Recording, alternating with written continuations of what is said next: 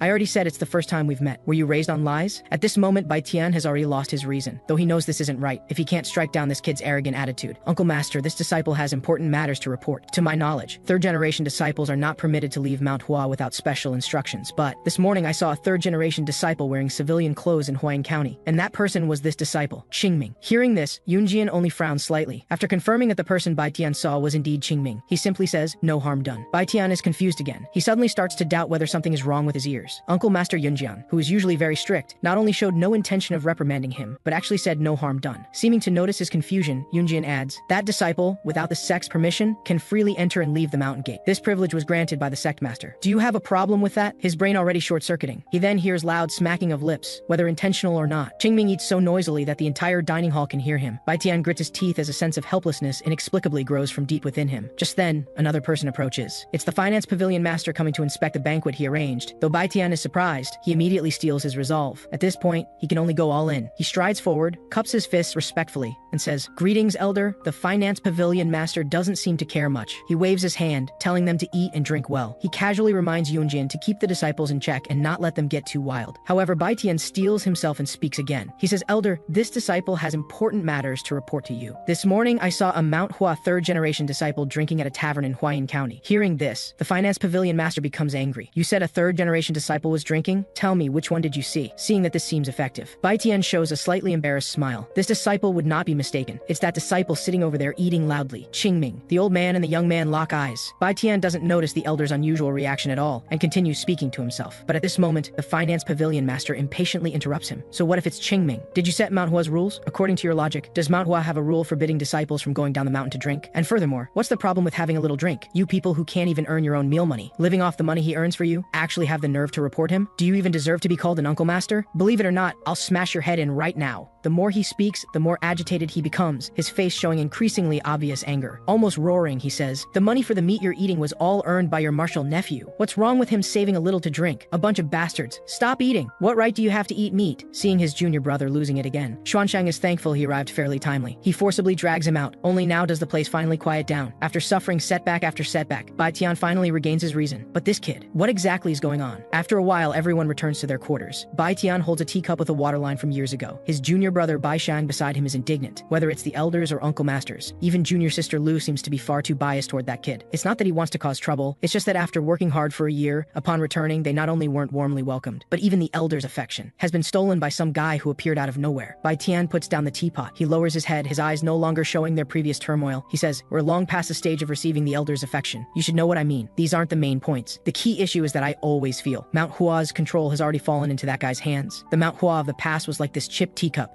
utensils, buildings, all appearing old yet full of character, and he, Bai Tian, was the only hope of this aging sect. But after just 1 year away, this can't even be described as earth-shattering changes. Looking back now, it truly was full of poverty and desolation. But Mount Hua is still my sect. The one everyone celebrates and expects must be me." Bai Tian puts down the teacup. He says, "We need to calm down first. What we should do now is first understand what exactly happened at Mount Hua during our absence." And so, an uninvited guest arrives at the second-generation disciple's quarters. Bai Tian signals him to enter. The visitor immediately cups his fists upon entering. Disciple Yin Zhang greets the two uncle masters. Bai Tian invites him to sit. He even personally fills his teacup. This scene only makes Yin Zhang more nervous. He gazes at the young man with profound eyes, hoping he'll explain everything about Qingming clearly. Yin Zhang lowers his head. Even before coming here, he was already restless. When he mentioned it to Qingming, he was told to say whatever he knows. Though this is the simplest approach, this feeling is like being a traitor. This makes Yin Zhang feel somewhat uneasy inside. But right now, he has no better ideas. Taking a deep breath, he begins. First, this story has to start from when Qingming first entered Mount Hua. After a while, the two are already dry-mouthed from listening. He not only discovered the sect's martial arts treasures, but also found the lost ledgers, helping Mount Hua recover its assets. He even cured Master Huang of the Silver River Merchant Guild, leading them to support Mount Hua's finances with their entire organization. Bai Tian remains silent, signaling Yin Zhang to leave first. He understands that what Qingming has done can no longer simply be described as meritorious service. I finally understand why the sect elders dote on that kid so much. However, Bai Tian still feels unwilling, his lips tightly pressed together. If this continues, he'll eventually climb above us. Before that happens, this time Bai Shang suddenly speaks up. Let's look at it from another angle. Mount Hua is a martial arts sect. If not for martial inheritance and prowess, why would they favor a child who only knows how to make money? Hearing this, Bai Tian immediately interrupts. Don't speak carelessly. You're questioning our uncle masters and grand uncle masters. The two remain silent for a while, but you're not entirely wrong. The Zhongnan Hua assembly will be held soon, and the elders won't have time to look after the Qing generation children. Hearing this, Bai Shang seems to realize something. You mean, to prevent the third generation disciples from embarrassing us, we as elders can't just focus on our own cultivation. Senior brother, shouldn't you personally guide them in martial arts? Bai Tian finally exhales a breath of stale air. Junior brother, as expected, you care about Mount Hua more than anyone. I really hope that Qingming kid has accomplishments in martial arts too. Otherwise, that kid's days will be quite difficult. After a while, Yin Zhang has returned to White Plum Hall, looking at Qingming sleeping soundly. He truly feels he's worrying needlessly. Zhao Ji is still polishing stones. He asks what the situation was over there. Hearing this, Yin Zhang's legs go weak and he collapses onto the bed. He waves his hand limply, saying he could only tell the truth. Besides, even if he concealed something, they'd find out eventually. Looking at Qingming again, the two of them have no idea what's wrong with this guy. Zhao Ji also sighs. It seems we've become thorns in the senior brother's side. The two then spend a good while sighing in Qingming's room. Finally, Yin Zhang reminds him, we should gather everyone together and tell everyone to be cautious from now on. Zhao Ji also feels there's no better solution right now. But before leaving, he asks in return, Senior brother, what do you think? If Uncle Master Bai Tian and Qingming faced each other, who would win? Just imagining that scene makes Yin Zhang bristle. Stop talking nonsense and go call people. And so, this senior brother of the third generation disciples looks at Qingming again. What a troublemaker, it seems. Mount Hua's peace has come to an end. One morning, Yunjian tells Xuan Kong about last night's events. They both understand where the crux of the problem lies, but neither seems to have a good solution. The sect master remains the most carefree. He says, if worst comes to worst, let's just trust them completely. Bai Tian hasn't done anything excessive. It's just that Qingming kid. Yunjian really can't feel at ease. He slurps his tea to calm his nerves, feeling that chaos is about to break loose on the mountain. Late in the morning, Qingming tortures his senior brothers to near exhaustion as usual. But unfortunately, the second generation disciples suddenly show up at White Plum Hall. Without explanation, they scold them for slacking off. To enforce discipline after today's training ends, they must clean every part of the sect grounds. After speaking, they stride out of the courtyard. Qingming sees this arrogance clearly, but the kids are generally tortured to near fainting and didn't even notice what just came and left. Zhao Ji looks at the unusually behaving Uncle Masters. Anyone could figure out what's going on. Noticing he's being stared at, Qingming feels completely unburdened. However, the second generation disciples' targeting has only just begun. They not only require the kids to walk in formation, but also ask permission even to drink water. Whether eating or bathing, even sleeping, they must hold their swords. After this series of torments, even Zhao Ji feels he misjudged them before. He never expected the Uncle Masters to be so petty. He can't take it anymore, so he asks Yin Zhang, senior brother, shouldn't we do something? However, Yin Zhang only sighs lightly. He glances at Qingming and throws the question to the instigator. The young man opens his eyes drowsily. Qingming knows what those guys want. Yin Zhang also feels that an outsider can't overpower a local, hoping Qingming can bow his head and apologize. But seeing the coldness in his eyes, he immediately changes his words to explain. But Qingming isn't blaming him. He says, senior brother, besides that method, I have a better idea, and it's guaranteed to solve all problems once and for all. I'll go beat up all the Uncle Masters. That'll definitely solve it. Are you freaking crazy? Everyone grab him! Grab him! This sudden situation frightens all the kids into panic. Everyone knows that if Qingming really goes, they're completely finished. However, his movement technique is beyond what a few kids can catch. Once he breaks free, no one can catch up. Fortunately, Qingming's bedroom is in the deepest part. Kids ambushing from the sides keep coming, but even this can't touch the young man's clothing. Luckily, there are still people at the main door. They desperately grab Qingming's arms. Now's the time. Instantly, all the senior brothers from White Plum Hall rush forward. Zhao Ji throws himself desperately at Qingming. A few months ago, they absolutely couldn't have done this. Qingming shouts loudly, "Let me go. Those bastards are doing things people from 100 years ago wouldn't stoop to. I'll just punch them once. Damn it, now you're pretending." Zhao Ji desperately pins Qingming down. He says if you hit an uncle master, you'll definitely be expelled from the sect. Yin Zhong adds that the Zhongnan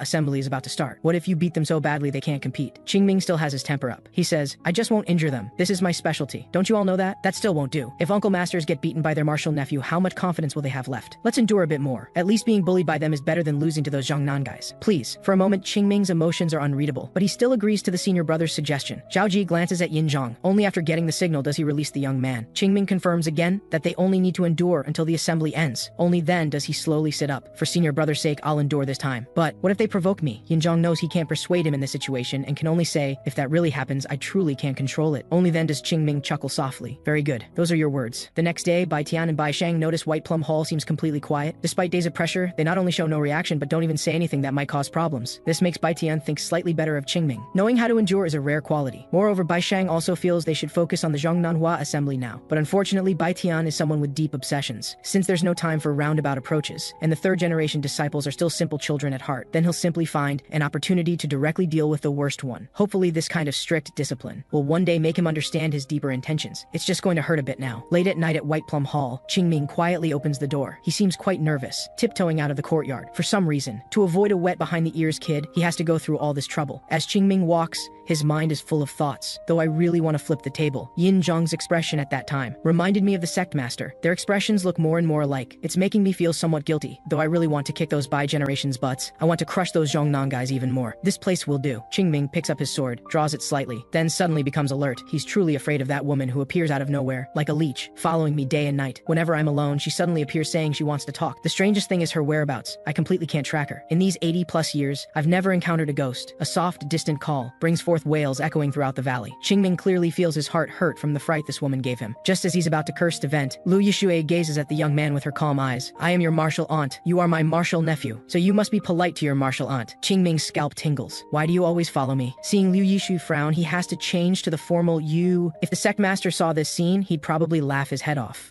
Life truly is unpredictable. Sighing softly, Qingming feels helpless. Despite his nearly 100 years of experience, he can't see through this person's thoughts at all. But she seems very concerned about the sword technique that makes plum blossoms bloom. Even though he keeps playing dumb, she doesn't mind. She's very serious, saying she wants to learn. Hearing this, Qingming is somewhat dazed. So, this Liu Yixue is only following him for this reason. She seems to have no intention of tracing it to its source. It's as if she knows what it is. But Qingming doesn't dare be careless, maintaining his stance of denying to the death. She says, "I'll tell the senior brothers, even tell the sect master." But Qingming really isn't afraid. After all, based on her one-sided words, who would believe a brat who entered Manhwa only half a year ago could perform a sword technique that makes plum blossoms bloom? Besides, you are my martial aunt. I am your martial nephew. Shouldn't you be teaching me sword techniques? The young woman truly doesn't know how to bicker. She nervously grips her sword tightly. She says, "No harm. There's a saying about not being ashamed to ask those below you." Qingming is truly speechless. Isn't this insulting him? However, the young woman then says, "I couldn't have been mistaken because I've seen it before." The young woman understands the weight of these words. Qingming understands even more. The sword technique that makes plum blossoms bloom has been passed down through Manhwa's generations only through oral formulas. That day, all Manhwa elders died on the peak of the 100,000 mountains. But aside from me, she has actually seen it too. In other words, what exactly is your relationship with Zhongnan? Qingming stares intently at the flustered young woman, weighing in his heart how much is true and how much is false. After thinking for a while, this girl's level of confusion doesn't seem like something that could be acted flawlessly. Relaxing slightly, but since this involves Manhua's 1,000-year legacy, Qingming still doesn't dare let his guard down. However, upon asking, Lu Yixue's expression becomes complex. She says that long ago she saw this sword technique, but she can't say more. Her expression seems increasingly sorrowful. Looking at Qingming with resentful yet determined eyes, she says, "Teach me." Before Qingming figures things out, he naturally won't easily relent. But the young woman's strangeness, Qingming keenly perceives clearly. Has she given up? But suddenly, Lu Yixue draws her sword. Then there's no other way. "You're right. I am your martial aunt. You are my martial nephew. I should indeed teach you something." Looking at the young woman whose aura suddenly rises, Qingming only feels this is a psycho. No wonder she's not close with with the bi-generation disciples. Her level of abnormality is off the charts. The young woman's gaze sharpens. Here I come. What the hell? She lowers her eyes and gazes at the young man. Her left-hand sword pulls back fully, the original thrust instantly becoming a circular slash. Indeed, this woman's sword technique is sharp, but this is a killing move. She really wants to cut me down. What freaking martial aunt uses a real sword to slash her martial nephew? Hearing this, Lu Yishui's eyes become even more serious. Because you're stronger than me. Having spoken, she rapidly returns using her already agile body. Qingming dodges as much as possible, but the more he watches, the more alarmed he becomes. Because from the young woman's sword, he can sense very deep Manhwa sword intent, seemingly light, yet concealing killing moves. Not to mention the Qing generation. Even in the Yun generation swords you can't see. This sword path closest to Manhua's essence. There's an opening. Lu Yishui's sword passes almost touching Qingming's ear. If I hadn't dodged that, Qingming leaps backward, unable to stop himself from cursing. You psycho! I would have died if I hadn't dodged just now. There's no way you couldn't dodge it. The young man has no idea where this girl gets her confidence in him. But since she truly has no connection to Zhongnan, it's not impossible to guide her a bit. The young woman's sword strikes the ground. Her eyes shine with sharp, cold light. Seeing this move again, Qingming quickly retreats. Stop using killing moves, you crazy woman. However, Lu Yishui's offensive is fierce, but the side effects are obvious. He also notices the young woman's abnormality. Her gaze is unfocused, as if her spirit has immersed itself in the sword moves. The second generation disciple's physical condition is too poor. Combined with freely wielding killing moves, she quickly enters an extreme state of oblivion. The benefit is the chance to comprehend her own sword intent. But the downside is, one careless moment could lead to chi deviation. She's lucky it's me. Anyone else would have left already. The angle of this move should increase a bit more. Like this. As Qingming makes what appears to be a blocking motion, Lu Yishui's sword edge shifts slightly. Though the young woman seems airheaded, her comprehension is excellent. In just an instant, she seems to enter an instinctive state. From the looks of it, this martial Aunt Lu's talent with the sword should rival Zhao Ji's. The young woman glances sideways at Qingming. She also realizes she completely can't compare with him. She charges again faster than before. Your arm needs to rise higher. Only like this will you have power when slashing the throat. Too low this time. Go higher. Now it's too high. Don't strike here. Right. Just like that, it's gradually improving, but this is only temporary. Looking at her condition, let her have some time to clear her mind. However, Qingming doesn't notice that a man has also arrived here. Bai Tian takes a deep breath, almost roaring at Qingming. What are you doing? The young man is bewildered. How is this guy also here? However, Bai Tian has only just arrived. He sees junior sister Lu sparring with Qingming late at night. His jealousy explodes completely. Without a word, he draws his sword. Gathering sword energy, he lunges toward Qingming. This stance seems like he wants to kill the young man on the spot. Qingming's eyes also turn cold. With a leap, he immediately meets Bai Tian head on, then gathering inner energy in his left foot. In an instant, he kicks Bai Tian's blade. At the moment of their clash, violent winds rage around them. Qingming actually blocks a real sword slash with his flesh. Bai Tian is also stunned. The young man says nothing, exerting force with his foot. This senior brother of the Bai generation is blasted into the ground like a cannonball. As the dust settles, Qingming's lips curl with helplessness. Using sword energy against me? How much do you hate me? But suddenly, he remembers that girl's condition just now. This commotion won't cause her to have chi deviation, will it? If she was disturbed by that noise just now. But when Qingming approaches to look, Lu Yishui is clearly still immersed in her own world. Such a huge commotion, and she's this oblivious? But fortunately so. At this moment, a voice sounds again. You brat, do you know what you're doing? For martial artists, don't you know how important the state of oblivion is? I truly didn't like you before, but I never thought you'd be such a bastard as to disturb a martial aunt in her state of oblivion. Obviously, he hasn't noticed his own problem at all. You freaking charged over with sword energy without saying a word. What if you had injured your precious junior sister Lu? Bai Tian still wants to argue. If you hadn't resisted, how could there be such a commotion? You want me to wait for death? Not only did you have killing intent, but your sword also carried sword energy. You did everything you should and shouldn't have done. Dare you say otherwise? The atmosphere between them falls into silence. Qingming is impressed. Are all the second generation disciples crazy? Even if there are some psychos in a group, there shouldn't be this many. As for Bai Tian, he now feels even more absurd. He truly did have killing intent just now, but that strike containing sword energy didn't injure this guy at all. However, he can't let him continue being so arrogant. In any case, if you leave now, today's matter ends here. Otherwise, I'll discipline you as a martial artist. Qingming is actually quite pleased that Bai Tian is giving him this opportunity, but he glances behind him. Lu Yishui's condition, though more training would be better. The help I've given her should benefit her for a lifetime. But since an annoying guy has appeared to help improve Manhwa overall, teaching this idiot a lesson is another matter. So Qingming suggests Bai Tian as an uncle master. Bullying your martial nephew, if word gets out, wouldn't be dignified. How about we make an agreement? However, Bai Tian doesn't wait for the young man to finish and interrupts. Do you think, being here already, I'd still care about dignity? If they want to punish me, at worst I'll just endure it later. Now no one can protect you. These words sound manly enough, but I have a better method. We can swear to each other not to tell anyone about what happens here. That is to say, even if I get beaten, I absolutely won't report to the Grand Uncle Masters. This way, we don't need to worry about Uncle Master and Martial Nephew relationship. relationships. We can resolve things cleanly without future troubles. This benefits everyone, doesn't it? Bai Tian frowns deeply. He really can't understand Qingming's intentions, but he can't help snorting twice. Fine, you're still a man. As you wish, I can swear. I absolutely won't tell anyone about tonight's events. In this match, I'm not your uncle master, and you're not my martial nephew. I'll also eliminate all my negative feelings toward you in this match. Before that happens, Bai Tian speaks passionately, but Qingming suddenly laughs. Match? What match? Who said this is a match? You brat, you're finished. Bai Tian looks bewildered. This kid just entered the sect. How does he look so terrifying? Feeling uneasy, he shouts, You brat, are you insane? Qingming speaks calmly. You're wrong. The insane one isn't me. If not insane, how could anyone provoke me? These words make Bai Tian grind his teeth in anger, arrogant until the very end. He truly can't take it anymore. I'll kill you! Bai Tian strikes with full force immediately. His technique with sword energy forms blades around him that seem to tear the air. Qingming is already too tired to complain about this crude phantom sword. Even more laughable. While Bai Tian executes the phantom sword, his variations resemble heavy strikes more. This sword technique isn't Manhwa's. Li Songbai learned Manhwa's phantom sword. This kid learned Zhongnan's orthodox style. What a bunch of unfilial descendants. As Bai Tian charges forward, he shouts, I must fix your bad habits today. Qingming, while bending to dodge, no longer has playfulness in his eyes. Never has anyone been able to fix my bad habits. In just an instant, Qingming's fist has already blasted toward Bai Tian's face. Just like that, in an almost twisted posture, he's sent flying backward by one punch, accompanied by a tremendous sound. The blankness in Bai Tian's mind comes faster than the pain in his body. In just one exchange, he's been beaten until he lost his fighting ability. How can this be? Though his voice is weak, Qingming hears it clearly. He says, You casually modified sword moves created for variation. How could there not be openings? The reason you find it inconceivable is because the opponents you've faced before all had similar strength to yours. And although you may be slightly ahead of those junior brothers now, the advantage isn't really that great. They'll catch up to you soon. Bai Tian staggers to his feet. He doesn't understand how Qingming, a disciple who just entered, knows all this. But now Qingming no longer wants to explain. Bai Tian made the same mistake as Li Songbai, but now it's not really a problem anymore. He has experience reaching the peak. Applying it to the current situation, it's easy to see the crux of the problem. So Qingming calmly states, You should be grateful for your identity as a Manhwa disciple. Though I really want to beat you senseless, you're still a dear Manhwa disciple after all. So rather than beating you, I'll help you onto the right path. But don't worry, I won't cripple you. Some say Manhwa's sword techniques are meant to imitate plum blossoms, but actually forget it. You won't understand even if I explain. You'll understand while getting beaten. As the young man speaks, the sword in his hand is clearly slow, yet it becomes an afterimage before Bai Tian's eyes. His eyes are filled with confusion and disbelief. But the next second, only countless sword shadows remain before his eyes. A sound is heard. Lower body. He feels as if the sword hilt has pierced through his bones. Shoulder, wrist, waist, knee, ankle, shoulder again. Qingming's voice now sounds like a demon to him. Every strike on his body feels heavy as 1,000 pounds. Fortunately, the young man suddenly stops the phantom sword.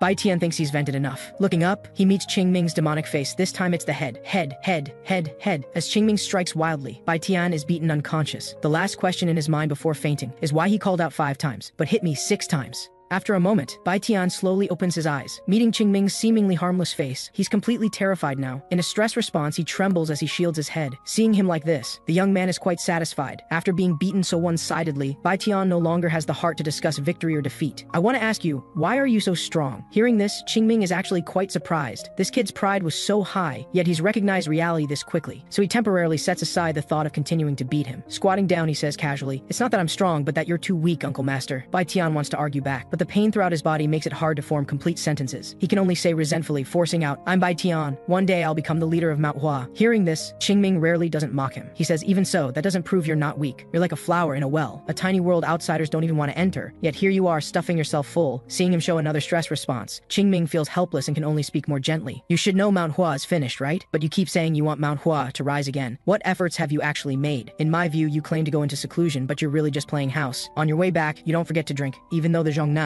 assembly is coming up soon. You insist on bullying your martial nephews. Is this what you call effort? I think you don't even know what effort means. You do everything you want to do first, then invest whatever time is left. That's not effort. Doing less of what you want and more of what you must. That's effort. You just want to rule over this little kingdom of Manhwa. As for who you fought, at most it's people from Zhongnan sect, but there are countless people in this martial world stronger than them. Just because you have some skill, you really think you're strong? So stop being naive. It's not that I'm too strong. You're all truly too weak. You've never properly worked hard, and you've even got the direction wrong. Do you think just being serious will make you a master? However, Bai Tian seems to have been beaten into wisdom. After a long silence, he suddenly looks up at Demon Ming. Then, do you know the right direction? The answer he gets isn't affirmative, but at least more accurate than theirs. After a moment, Bai Tian asks again, Can you make me stronger? Qingming chuckles. He says, Of course I can. With his bruised and swollen mouth pressed tight, he slowly props up his battered body. Cupping his fists toward Qingming, he says, Please make me stronger. Whatever you tell me to do, I'll do it, even if you want me to call you elder brother. But before he finishes, Qingming already blurts out, I don't want to. Bai Tian, not being particularly bright to begin with, is now completely confused. Didn't Qingming Qingming say all this to show him the way, but what he gets is Qingming's rejection. Who wants to do something as troublesome as showing you the way? Besides, Uncle Master, you might have got it wrong. This isn't over yet. Why are people so selfish, never thinking about what they've done, yet yielding at the right moment and then forgiving themselves? Though you're not wrong to think so. What just happened can indeed count as payback for bullying the third-generation disciples. But your offense of annoying me won't be settled so easily. Still don't understand? Don't worry. The night is long, and there's plenty of time. Tonight I'll make you understand why you're so weak, why your sword technique is wrong, and most importantly, why you shouldn't provoke me. Accompanied by ghostly wails and wolf howls, Qingming feels thoroughly refreshed from head to toe. He plops down on the ground. 10 years of pent-up frustration released in one night. After a moment, he suddenly sits up again. Turning his head, he sees a wrinkled heap on the ground. His masterpiece. Beaten to this state, yet not truly injured. Who would have thought a beating could feel this satisfying? Qingming opens his eyes, meeting Lu Yishui's gaze. Another cry of alarm. The young man nearly gets a heart attack from the scare, but the girl feels quite wronged. She did deliberately make some noise earlier, but it was while the young man was beating that heap. Qingming glances at her. You saw everything. Lu Yishui stares at him. An inexplicable chill rises in her heart. Are you going to kill me to silence me? Qingming narrows his eyes instead, saying, that's too extreme, while staring at Lu Yishui's head. Noticing his strange behavior, she touches her own head, unsure what he means. Then she hears Qingming say, nothing. I'm just wondering which part of the back of the head to strike to cause memory loss. Hearing this, Lu Yishui shudders. She quickly turns away, claiming she's forgotten everything and has no idea what just happened. Didn't expect someone who looks so silly to have such strong survival instincts. She continues, I've forgotten everything, but you have to teach me that sword technique. The young man sighs deeply. He knows he can't brush this off. After thinking carefully for a while, he finally says, you don't really need to ask me. This was originally Manhwa's sword technique. After some time they'll teach you, though Manhwa doesn't. Have it now. Once they're ready, they'll naturally return to their rightful place. Then Qingming slowly stands up. He gathers his inner energy into 2 fingers, then traces arcs of light. Like this.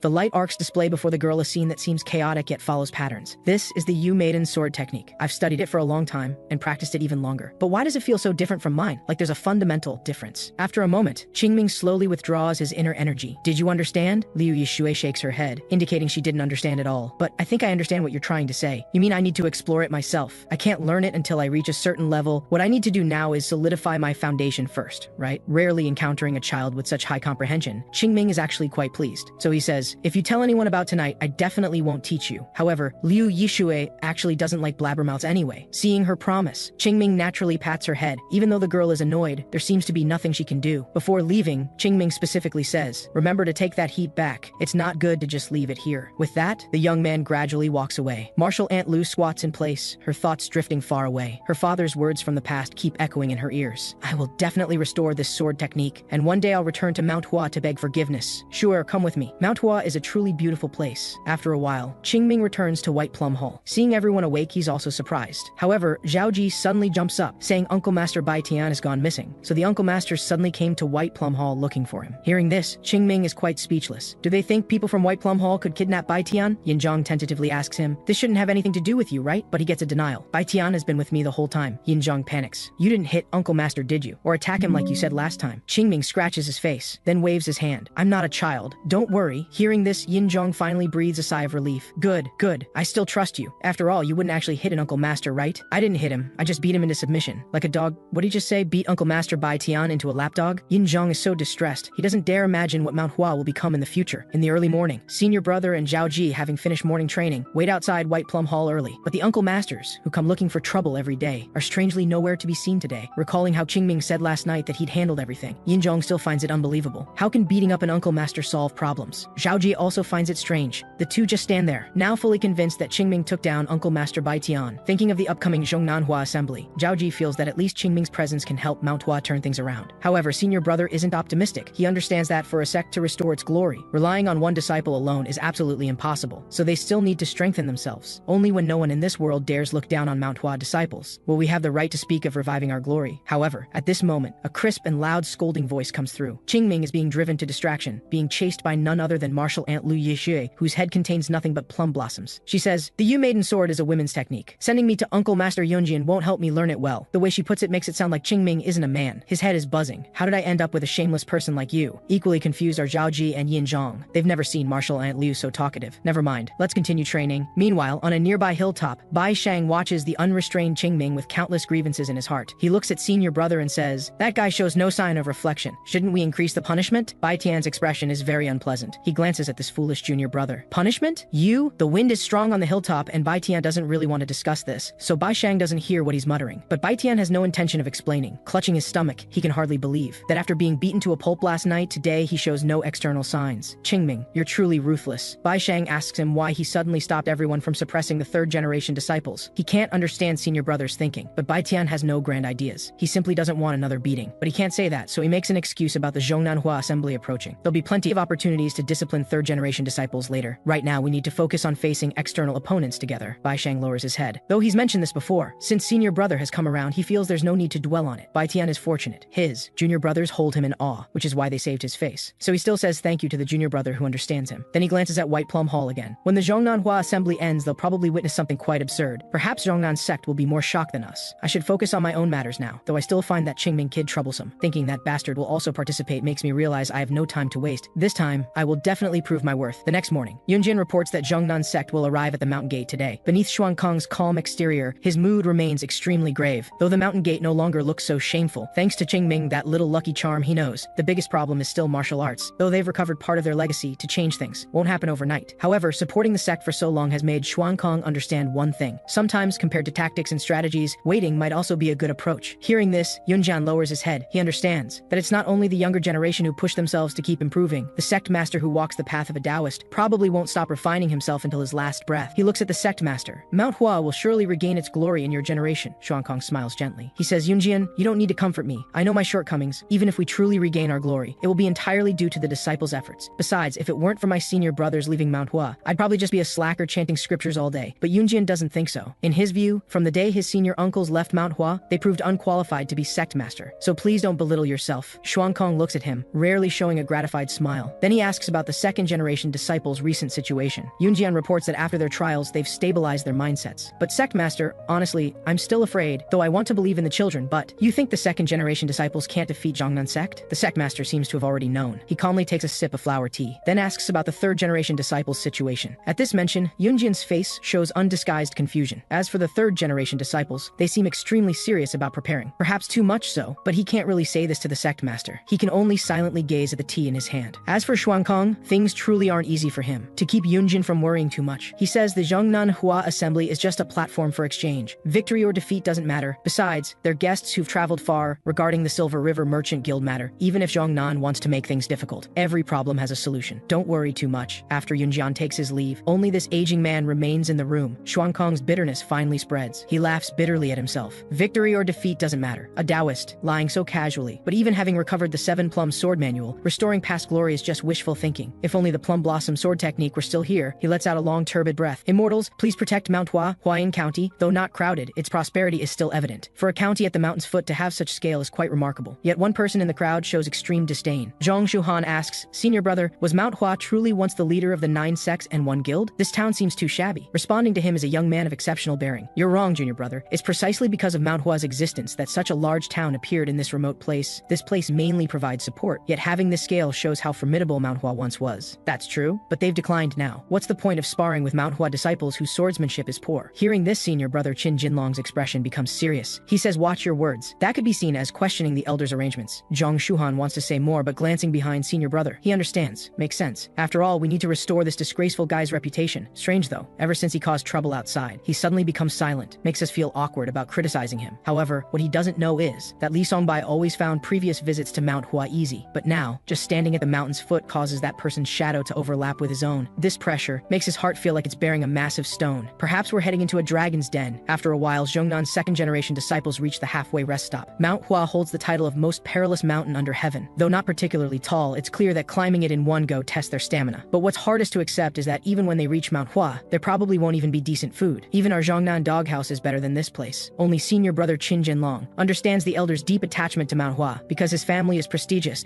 and knows something of Mount Hua's terrifying dominance over Zhongnan in the past. Only the current disciples. They have complete contempt for this half-dead sect. Besides, which sect hasn't had a golden age? They're too weak now to compete with us. Like this, the second-generation disciples chatter back and forth, all viewing Mount Hua as lower than their feet and more worthless than dogs. Only Li Songbai speaks up inappropriately. I advise you not to underestimate Mount Hua. You might suffer greatly. However, disciples whose eyes are higher than their abilities won't listen to such words. Most even mock him in return. Seeing his brothers so frivolous, he understands. He was the same way back then. Just as he's about to ignore them, an elder's affirmation comes from the distance. The person is named Sima Sheng. He says, do you know how furious the sect master was about approaching a declining sect and losing face to them? Our Zhongnan sect is destined to dominate the world, so the sect master wants to use this Zhongnanhua assembly to recover our face, then sever ties with Mount Hua completely. But if anyone becomes careless powerless because of this, and gets humiliated by manhua disciples again. I guarantee his life won't be better than a rat's. Remember, even a lion uses full strength against a rabbit. This time we must not only suppress their momentum, but more importantly, crush their spirit. Let's go. Don't keep them waiting. After a while, after traversing winding mountain paths, everyone finally arrives at Manhwa sect. But what meets their eyes is a brand new mountain gate. This gives Qin Jinlong an inexplicable feeling. He knows the Silver River Merchant Guild would sponsor Manhwa, but it's only been a few days. Could they have moved fast enough to not only repay debts, but even rebuild the mountain gate? Elder Sima is relatively calm. It's just a gate, nothing to make a fuss about. With a clattering sound, the gate gradually opens. Elder Xuanshang warmly cups his fists in welcome. After a polite greeting, he receives Sima Sheng's questioning instead. Why isn't the sect master here to greet us? We've traveled far, yet the sect master won't even show his face. Is this appropriate? Looking at his sour and bitter face, Xuanshang suppresses his anger again and again, as if he didn't hear the arrogance. He naturally says, "Please enter. We've prepared a banquet to welcome Zhongnan disciples." Hearing this, old thief Sima doesn't want to acknowledge him at all. Mount Hua's banquets are always leftovers and scraps, still trying to put on airs. However, as he steps through the gate, his mind still dwelling on Mount Hua's decline, the sudden smooth surface beneath his feet shocks him. Only then does he look down. What? Their martial training ground isn't dirt? Looking up, the condition of the inner halls and pavilions is not only much cleaner than before, but even obviously dilapidated areas have become brand new. He knows well that Mount Hua sect's visible expenses alone are quite substantial. This causes old thief Sima to suddenly turn and blurt out, "Did Mount Hua turn to thievery?" At first, Xuanshang doesn't react, but in an instant, he can no longer contain himself. Just as he's about to rebuke him, a furious shout suddenly comes from nearby. "What nonsense are you spouting? Drop dead!" Looking up, they see a wet behind the ears brat, but the fact that even a young punk dares mock him makes Sima Sheng even angrier. He glares viciously at Qingming and asks, "What did you just say?" So Qingming glances at Zhao Ji, who's been tormented to dizziness. He says, "You've only run a few steps and already want to rest?" This leaves Zhao Ji confused, but suddenly Qingming kicks his ankle and scolds, "Less talk, run properly." Before Zhao Ji can protest, Qingming turns back and says smugly, "Actually, that's what I meant. Didn't expect you to misunderstand. Please don't take offense. This clumsy acting wouldn't even fool a ghost, let alone old thief Sima." Fortunately, Qin Jinlong suddenly stops him. After all, arguing with a child would be undignified, so he glances at the young man. "May I ask the young Taoist's name?" Qingming's face remains innocent. "Are you asking me? If I tell you, will you know who I am?" Qin Jinlong is stunned. He didn't expect this kid's every sentence to be so irritating, but he doesn't take the bait, laughing lightly. "Perhaps I really do know. Can you tell me now?" Seeing his barb hit cotton, he doesn't bother continuing, so he scratches his ear and says, "I'm Qingming." Qin Jinlong remembers. The one who made them lose face at the Silver River Merchant Guild was a Mount Hua disciple named Qingming. He just didn't expect him to be so young. And because of this kid, all the deals with Shangxi's top 10 merchant guild were stolen by Mount Hua. Absurd. So he takes a breath and coldly looks at the young man. "So you're young Taoist Qingming, but why does it seem you haven't learned any manners?" Clearly he's looking for trouble, and Qingming loves it when people play like this. So he pretends to be hard of hearing, asking him to come closer. Seeing the big oaf hasn't reacted, he deliberately raises his voice several notches and shouts, "Are you deaf? I told you to come closer." Clearly a vein bulges in Qin Jinlong's jaw. He can't figure out where this kid gets the confidence to play like this. Supposedly, when he sparred with Li Songbai, he was beaten bloody and unconscious in one move. This shows his martial arts aren't strong. Qin Jinlong suppresses his temper and asks, "You're a third-generation disciple, right?" After receiving confirmation,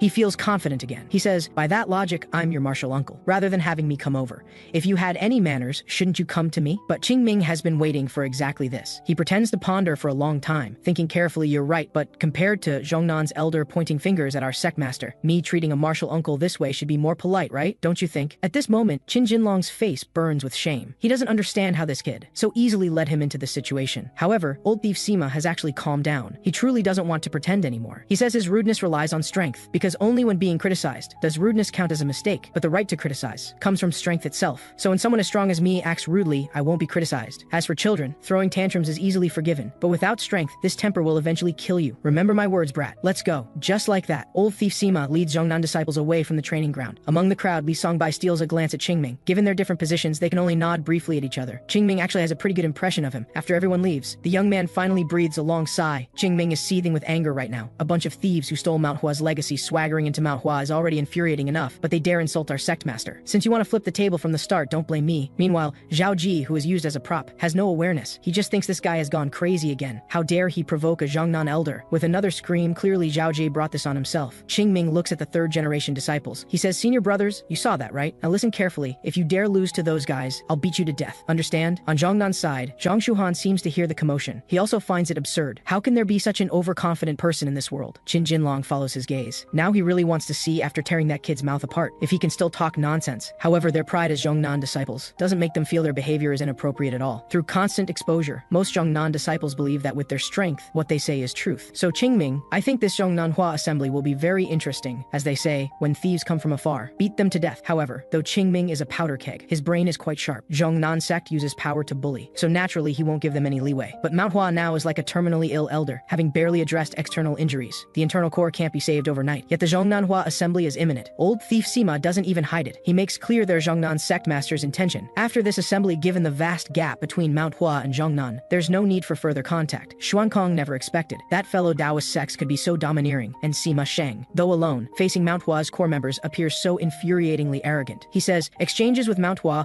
are of no benefit to Zhongnan sect's development. Moreover, don't you find it hypocritical? For 1,000 years, relations between Zhongnan and Manhua have never been good. More accurately, we're more like enemies. Just looking at how everyone here wants to chew me up makes it quite obvious, even though I haven't been verbally offensive. The relationship between Manhua and our sect has always been like shattered porcelain, impossible to repair, hasn't it? After a moment, the sect master finally suppresses the impulse in his heart. He understands Zhongnan's meaning. After this Zhongnanhua assembly, they'll no longer use this exchange format, but will openly trample Manhua underfoot. What could be more humiliating than this? Yunyan is still questioning. It's too sudden. Seeing this child doesn't understand, old thief Sima asks him back then. Do you think Manhua now is qualified to be Zhongnan's opponent? Looking at the silenced youngster, Sima Sheng chuckles. He says, our Zhongnan sect has supported Manhua for so long. I think we've been more than generous. What do you mean, supported? Don't you think that's going too far? However, facing the furious Union, the response is even colder words. Zhongnan's sect let go of past grievances. When you were down, we continued holding the assembly at Manhua and provided financial support each time. How dare you blame Zhongnan sect now? Yunyan's palms are already clenched so tightly they creak. He's not stupid. The Zhongnanhua assembly is held at Manhua only because they want to come personally and mock the declining sect. The financial support they provided was just bait to ensure impoverished Manhua couldn't refuse to host the assembly. The sect master knows even better that they're muddying the waters. But what makes Yunyan most furious is that after hearing all this, he can't refute it at all. An old thief Sima, seeing these people's extraordinary patience, feels rather bored. He lazily stands and strides away. Xuankong's voice sounds faintly. Zhongnan sect has chosen the path of domination, correct? This is the one thing old thief Sima can't refute. But he still doesn't look back. He says this matter isn't for someone of his status to decide. After a moment, the finance pavilion master loses patience first. Facing Zhongnan's tyranny, even the usually calm Yunjin can't stay composed. But they also understand that with Manhua's defeat, in this situation, no matter how they protest, it's utterly powerless. For the sect master, as long as it's for Manhua's survival, he can endure any humiliation. What worries him most is that with Zhongnan's determination, this assembly's martial contests will likely be even more difficult for the children. This situation where they can neither advance nor retreat leaves them momentarily at a loss. Only Yunjian, recalling the children's daily training that seems almost obsessive, somehow gains a trace of confidence. He says, since Zhongnan's sect wants to deliver the final blow, to show everyone the gap between Manhua and them, then we just need to not lose during the contests, right? Sectmaster, let's believe in the children who've worked so tirelessly. Meanwhile, in Manhua's dining hall, Zhongnan's second and third generation disciples are feasting heartily. Most disciples don't seem to notice anything unusual, but this doesn't include Qin Jinlong. Looking at the banquet that can almost be described as lavish, he only feels disgusted. Seeing senior brother so rarely serious, Zhang Shahan feels uneasy. He says, senior brother, Manhua is indeed somewhat arrogant, but for a sect, martial arts is most important, isn't it? Bringing out so much good food is at most just strong in appearance but weak in reality. However, how could Qin Jinlong not know this? But what he wants is perfect victory. Reputation, wealth, martial arts. Manhua shouldn't match us in any of these. Even just this makes him very uncomfortable. He says, have you forgotten our resolve? In our generation, we will push Zhongnan's sect to the position of the #1 sect in the world. But you're all acting like tourists so lax. It makes me very angry. Junior brothers and nephews, don't forget why we're here. If anyone loses face for Zhongnan's sect before the elders punish you, I'll be the first to deal with you. Understand?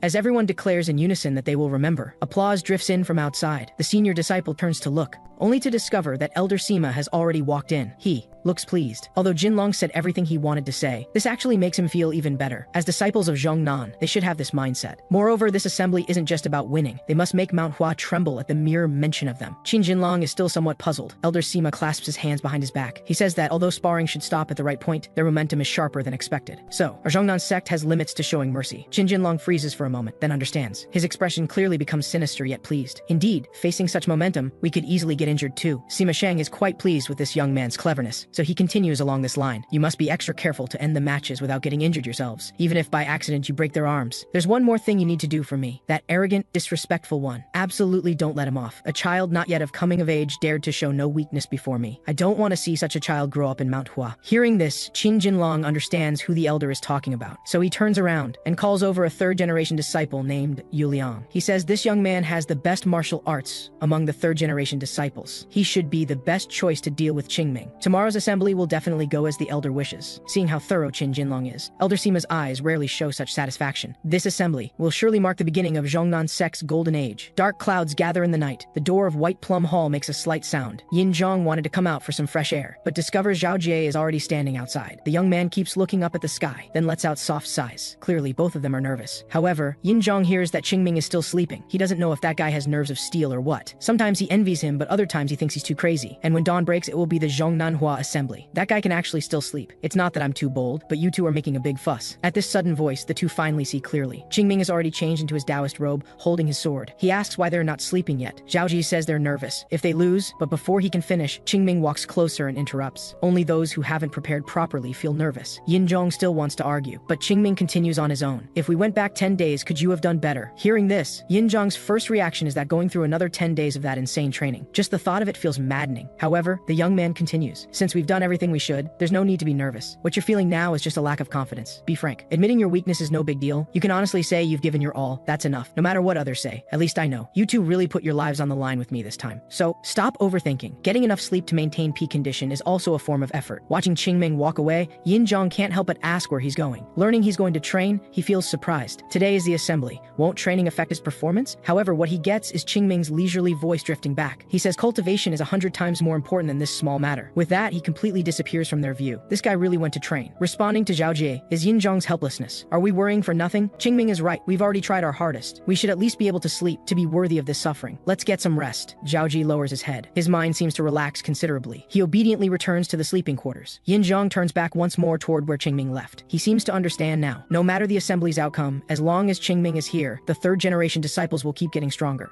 After a while, deep in the back mountain, Qingming pokes his head out like a thief, glancing around. Surely no one will follow him today. Thinking of that woman, surnamed Lu, makes him furious. If she dares to follow again, Qingming wouldn't mind cracking her skull open, tying her up with rope, and throwing her off the cliff. After a moment, the young man sighs again. But I can't hit a martial ant. This is so frustrating. Just as he's thinking this, Qingming suddenly jolts. He keenly detects something unusual from behind and to the side, thinking she followed again and about to curse. But his eyes narrow. Wait, that's not right. That person doesn't seem to be his martial aunt. And there are two people, in the dead of night, meeting in this deep mountain forest. This definitely smells of conspiracy. Just like that, Qingming approaches the two as if discovering a new continent. He stops only at a tree trunk clearly visible. From the back, it's actually Bai Tian. The other person seems to be from Zhongnan sect. He hears the other person say leisurely, "Looks like you're doing well, my little brother, little Tonglong." Bai Tian doesn't react much to this, but Qingming can't hold back a snicker. The two look up but don't notice anything unusual. They take it as just the autumn wind rustling through the leaves. Qingming can barely contain himself now. Bai Tian is actually named Tonglong. That means these two are actually blood brothers. But these names are way too casual. He really wants to meet their parents and see what they were thinking with those names. Bai Tian turns back, his voice sharp. "Don't call me that name anymore. I'm Bai Tian, senior disciple of Manhwa's second generation." Qin Jinlong seems completely indifferent. He says, "I know, Tonglong. Looks like you're doing well at Manhua. Your complexion is pretty good too. I just wanted to see you, my foolish little brother who ran away from home to defeat his big brother. Although I confirmed it once 2 years ago. When it comes to crushing failures, I never get tired of it no matter how many times." Hearing this, Bai Tian is angry but seems helpless. He knows this man well. His gentle smile can no longer hide the rot inside. As long as he sees someone as weaker, he'll ruthlessly humiliate them endlessly. Seeing Bai Tian remain silent, Qin Jinlong chuckles lightly. "Actually, if you kneel and beg for mercy now, Zhongnan can still take you in. Moreover, if you truly want to defeat me, you should join Zhongnan sect. Only then would you have a 1 in 10,000 chance. But you talk one way, yet stupidly chose to join Manhua, entering a sect that's about to be finished, still having such pipe dreams. It's utterly laughable." Qingming isn't laughing anymore. He watches everything unfolding with deep eyes. Bai Tian's teeth are nearly grinding to dust, but he still calms himself. He says, "Indeed, I initially joined Manhua because of you. Back then, I naively thought defeating you by leading the Manhua sect you hate most would be the most satisfying. But that was just the beginning. Now, I truly love Manhua. Living as a second-generation disciple of Manhua and as senior disciple Bai Tian makes me immensely proud." Hearing this, Qingming recalls the scene where Bai Tian asked him to make him stronger. Now he understands. That guy wasn't acting on a whim, but feeling proud of being a disciple of a failing sect. This is really... Are you mentally unstable? Qin Jinlong's sudden remark instantly triggers Qingming's protective instinct. Does this punk want to die? However, Bai Tian is even more agitated. "Don't look down on Manhua sect. It may seem strange to you, but after coming here, I realized happiness isn't about eating and dressing well. They need me here. Likewise, Manhua gave me the goal of leading it to rise. It even let me feel love." Qin Jinlong's mouth twitches. He truly thinks his brother is not only weak, but also hasn't faced reality. Talking about love? Then let me tell you, you're finished. The price of one wrong choice is that you'll be nothing but a third-rate swordsman for life, suffering endless humiliation, and you'll watch helplessly as I become the sect leader of Zhongnan. Come to think of it, watching your trash-like life is actually quite entertaining. Today you'll understand just how foolish your chosen path is. A declining sect and a fool. This combination is truly perfect. Bai Tian can't take it anymore. He furiously shouts at Qin Jinlong not to mock Manhua with that foul mouth, or he'll tear it apart. However, before he can finish, Qin Jinlong's mocking laughter already rings out. Then a blue glow gradually emanates from his body. Violent internal energy spreads around him. He says, "What can you do to me? Trash like you. After today, you and your Manhua sect will never have face in the martial world again." After a moment, Qin Jinlong finally withdraws his internal energy. He enjoys Bai Tian's expression, but crushing him is better suited for the assembly. Bai Tian watches Qin Jinlong walk away. His lips can't help but bite down. He keeps forcing himself not to waver. "I am Bai Tian. One day, I will lead Manhua to reclaim its past glory." After a while, he turns around to head back, but a light cough comes from above. Qingming is looking at him with a smile. This startles Bai Tian. However, the young man leaps down. He can't help but let slip Tung Long. Looks like he heard everything. However, while Qingming finds it amusing, he genuinely admires him for caring so much about Manhua. Bai Tian hopes he won't tell others. He fears some people will think negatively. The young man pats his chest. "Don't worry, I, Qingming, am the best at keeping secrets." The very last. Bai Tian breathes a sigh of relief, but something feels off. Qingming asks again, "So you're Qin Jinlong's younger brother, right?" Bai Tian falls silent. After a long while, he speaks. "Although I'm his brother, we're not close. We have the same father, but different mothers. Since childhood,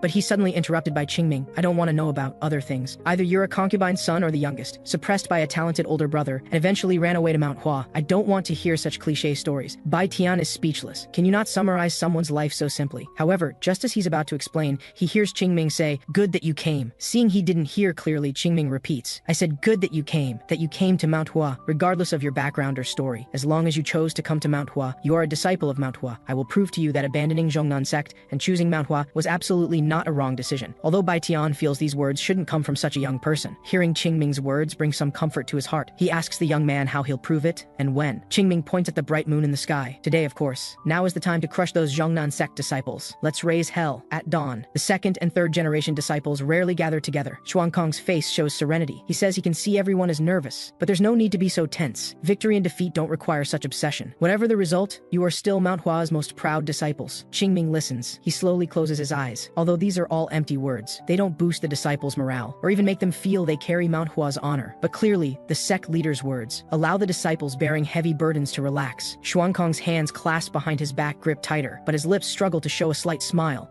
In his own way, he tells everyone that Manhua will always be their support. After a while, Sima Shang also arrives with the Zhongnan disciples at the already prepared martial training ground. Disciples from both sides sit facing each other on opposite sides of the arena. The Zhongnan disciples seem well prepared. Once Elder Sima is seated, they take their seats in unison. But suddenly, Yunyan's abrupt commotion comes from outside the mountain gate. A group of people never seen before grandly enter through Manhua's gates. Not only are they dressed luxuriously, but the finance pavilion master clearly recognizes some of them. When Xuankong learns these people are either guild masters of the 10 great merchant guilds, or Shangxi gentry and notables, he seems to instantly understand something. He turns to look at Elder Sima. He truly didn't expect such underhanded tactics just to ensure Manhua can never raise its head again. However, Xuankong is mistaken this time. Even Sima Shang doesn't know why it turned out this way. Seeing the other side question the sect leader, they're confused too. They turn to look at Yunyan. He says he originally wanted to stop them, but the person who brought them was me. The sect leader looks at the newcomer in shock. He never expected it would be Master Huang from the Silver River Merchant Guild. He says, "My apologies, sect leader, for not informing you in advance." But this old man felt that such an assembly would be too dull without an audience. So this old man took the liberty of bringing some people. You don't mind, do you? Seeing things have come to this, Xuankong can only accept it. Master Huang then turns and glances behind him. Qingming's innocent expression suggests he noticed him too.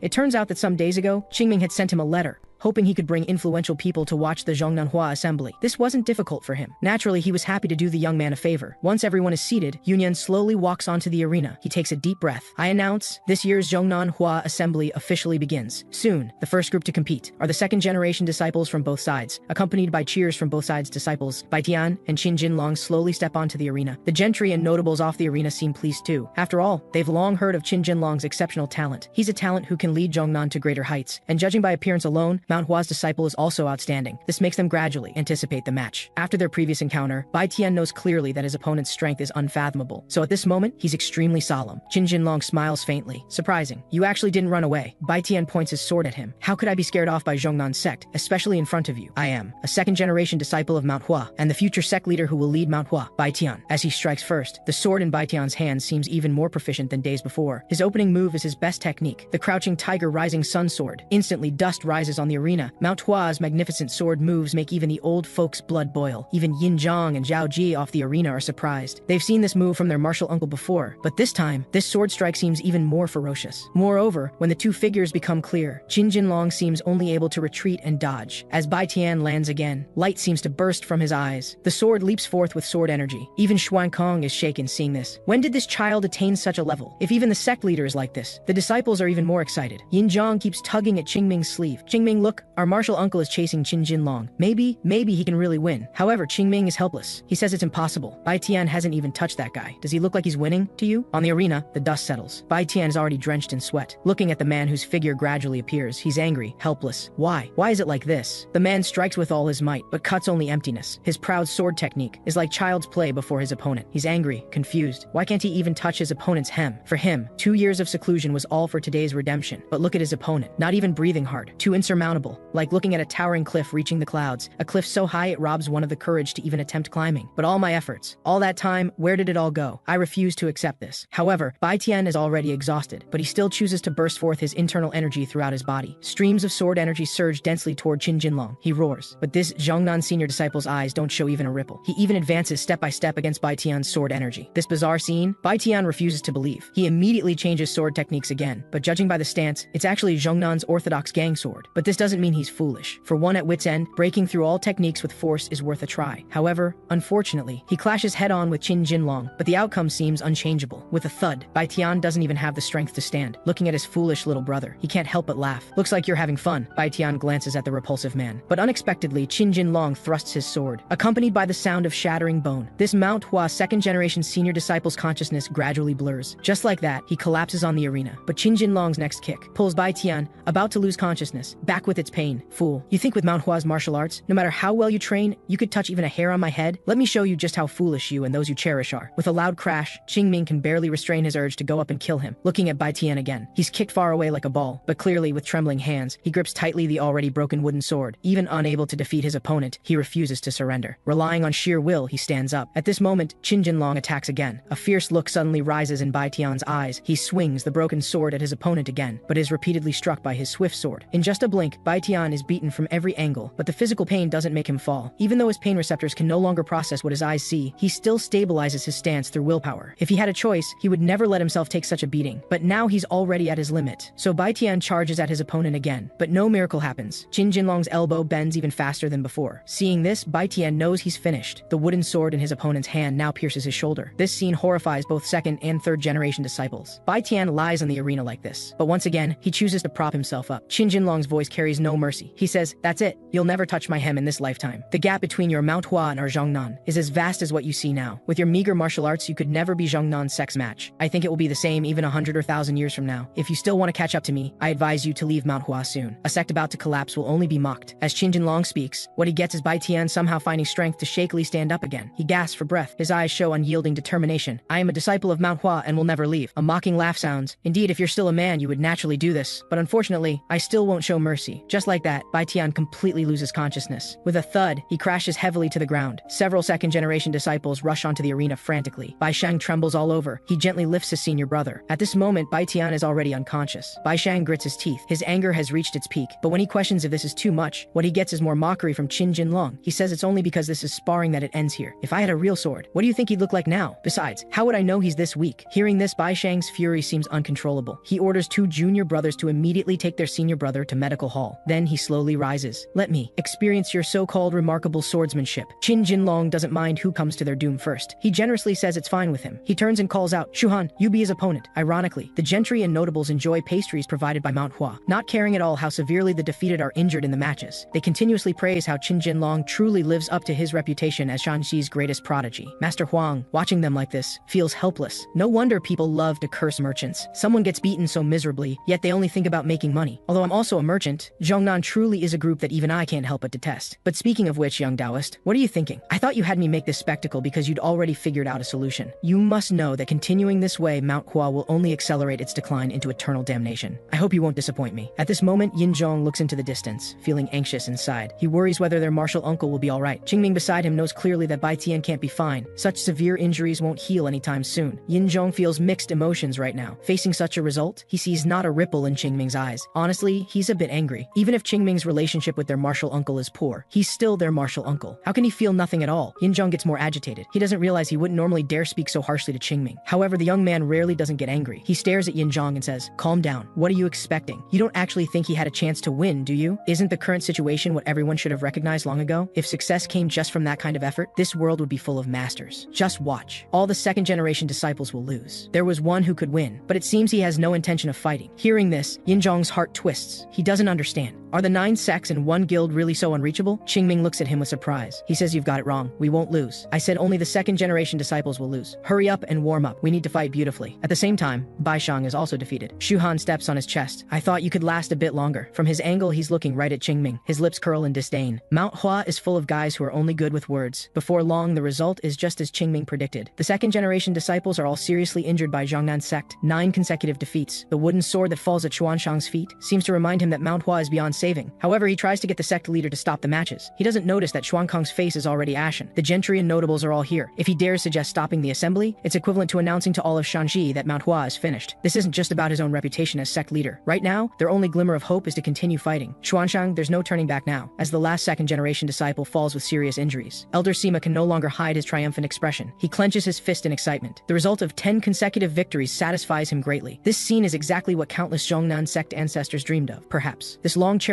wish will be fulfilled in his hands. Yunyan comes to the arena. If he could, he really wants to find a hole to crawl into. But next are the third-generation disciples matches. With 10 consecutive defeats, Yinzhong and the others can barely breathe under the pressure. Their martial uncle's defeat seemed to remind them of the gap between dreams and reality. However, a strange creaking sound comes from beside them. It startles Yinzhong. Qingming's expression shows a fury he's never seen before. Yinzhong wants to tell him to calm down. This mad dog almost bites him too. Yunyan also notices the commotion among his disciples. From afar, he hears them shouting not to let go. "Calm down. You're the last one to go. You can't do this." However, how can they stop an enraged Qingming? A thunderous sound. Qingming crashes onto the arena with an almost leaping motion. When he stands firm, Yunyan is surprised. How did this kid rush up first? Before he can ask anything, he hears Qingming say coldly, "Before I destroy you all, whoever it is, hurry up and come at me." The scene doesn't look at all like it should come from the side with 10 consecutive defeats. Even Qin Jinlong thinks this kid is a crazy lunatic. But whatever. Yuliang, you go tell him what he really amounts to. With that, Xian Yuliang's figure instantly arrives on the arena. "I've been hearing my martial uncles talk about Qingming these days. Today, I'm going to tear your mouth apart. I am from Zhongnan's sect. Xian, you, when did he?" From the instant Qingming disappears to landing a punch on his face. This scene stuns not only Yinzhong and Zhaoji, even Sima Sheng can't control his shocked expression. A worthless fool with too much talk. Want to die? I'll help you. Qin Yuliang's figure flies backward through the air like mud. For Elder Sima, what shocks him most is that kid's movement technique just now. He, as an elder of Zhongnan sect, couldn't even see it clearly. Is this reasonable? With a clang, the boy falls to the ground, nearly breathless. Qingming picks up the wooden sword, walking while saying, "Stop playing the victim. Your grandpa here hasn't even used internal energy yet." Instantly, the Zhongnan disciples off the arena start cursing loudly. They say Manhua has no martial virtue, no courtesy at all. However, at this moment, Xian Yuliang's body trembling, slowly grips his wooden sword. He finally climbs to his feet, but now Qingming realizes he wasn't paying attention and might have hit a bit hard. "Are you okay?" The boy's nosebleed sprays like a rainbow, yet he insists he can still fight. But Qingming actually feels a bit worried. If he accidentally kills him in the match, wouldn't that be bad? He turns to Yunyan. "Shouldn't we send him for treatment?" However, Yunyan is confused too. Just as he's about to ask the elder's opinions, the young man tears off his own sleeve, then tears it in half, and uses it to block the gushing blood. It's clear he wants to continue. Qingming's eyes narrow. Although this kid is from Zhongnan, this quality is actually quite likable. Just as he thinks this, he hears his roar. "You despicable villain, I'll chop you up and feed you to the dogs. Even if you kneel now, it's too late." Just as he finishes speaking, a strange cold wind sweeps over him. Clearly, in Shan Yuliang's eyes, that was just carelessness. But why? Does that kid suddenly look somewhat terrifying? Very good. I was just feeling a bit guilty. Come on, I'll show you what it truly means to not touch even a single hair. Clearly, the young man is gritting his teeth in anger. But suddenly, a sharp shout from off the arena. Looking back, Qin Jinlong tells him not to get agitated, but his eyes reveal coldness. Xian Oliang isn't stupid. He knows the consequences of losing. When he turns back, he's calmed down considerably. His wooden sword points at Qingming. He says, "Your provocation tactic is quite good." Qingming's face shows disdain. "Think whatever you want." With the young man's roar, he charges forward with that ridiculous appearance. Qingming unhurriedly spreads his arms. With a hiss, his figure seems to tremble. The next second, he appears behind his opponent. Xian Yuliang's eyes widen in terror. In just an instant, a force strikes across his waist. However, Qingming doesn't seem to plan on stopping there. Really, these recent little brats are quite rude. Let Grandpa teach you what exactly politeness means. As a devastating blow strikes his lower body, the young man flies out in an excruciatingly painful manner. The agonizing pain and helplessness quickly blur his consciousness. Even Qin Jinlong is sweating now. Xian Yuliang trembles and collapses to the ground. Qingming walks up to him, first glancing at this ungrateful little punk, then picking up the cloth stuffed in his nose. He pulls it right out. Instantly, the rainbow appears again. This scene makes the Zhongnan sect disciples very nervous. However, Qingming feels much better now. He looks down at the arena and smiles. Don't panic. This kid won't die.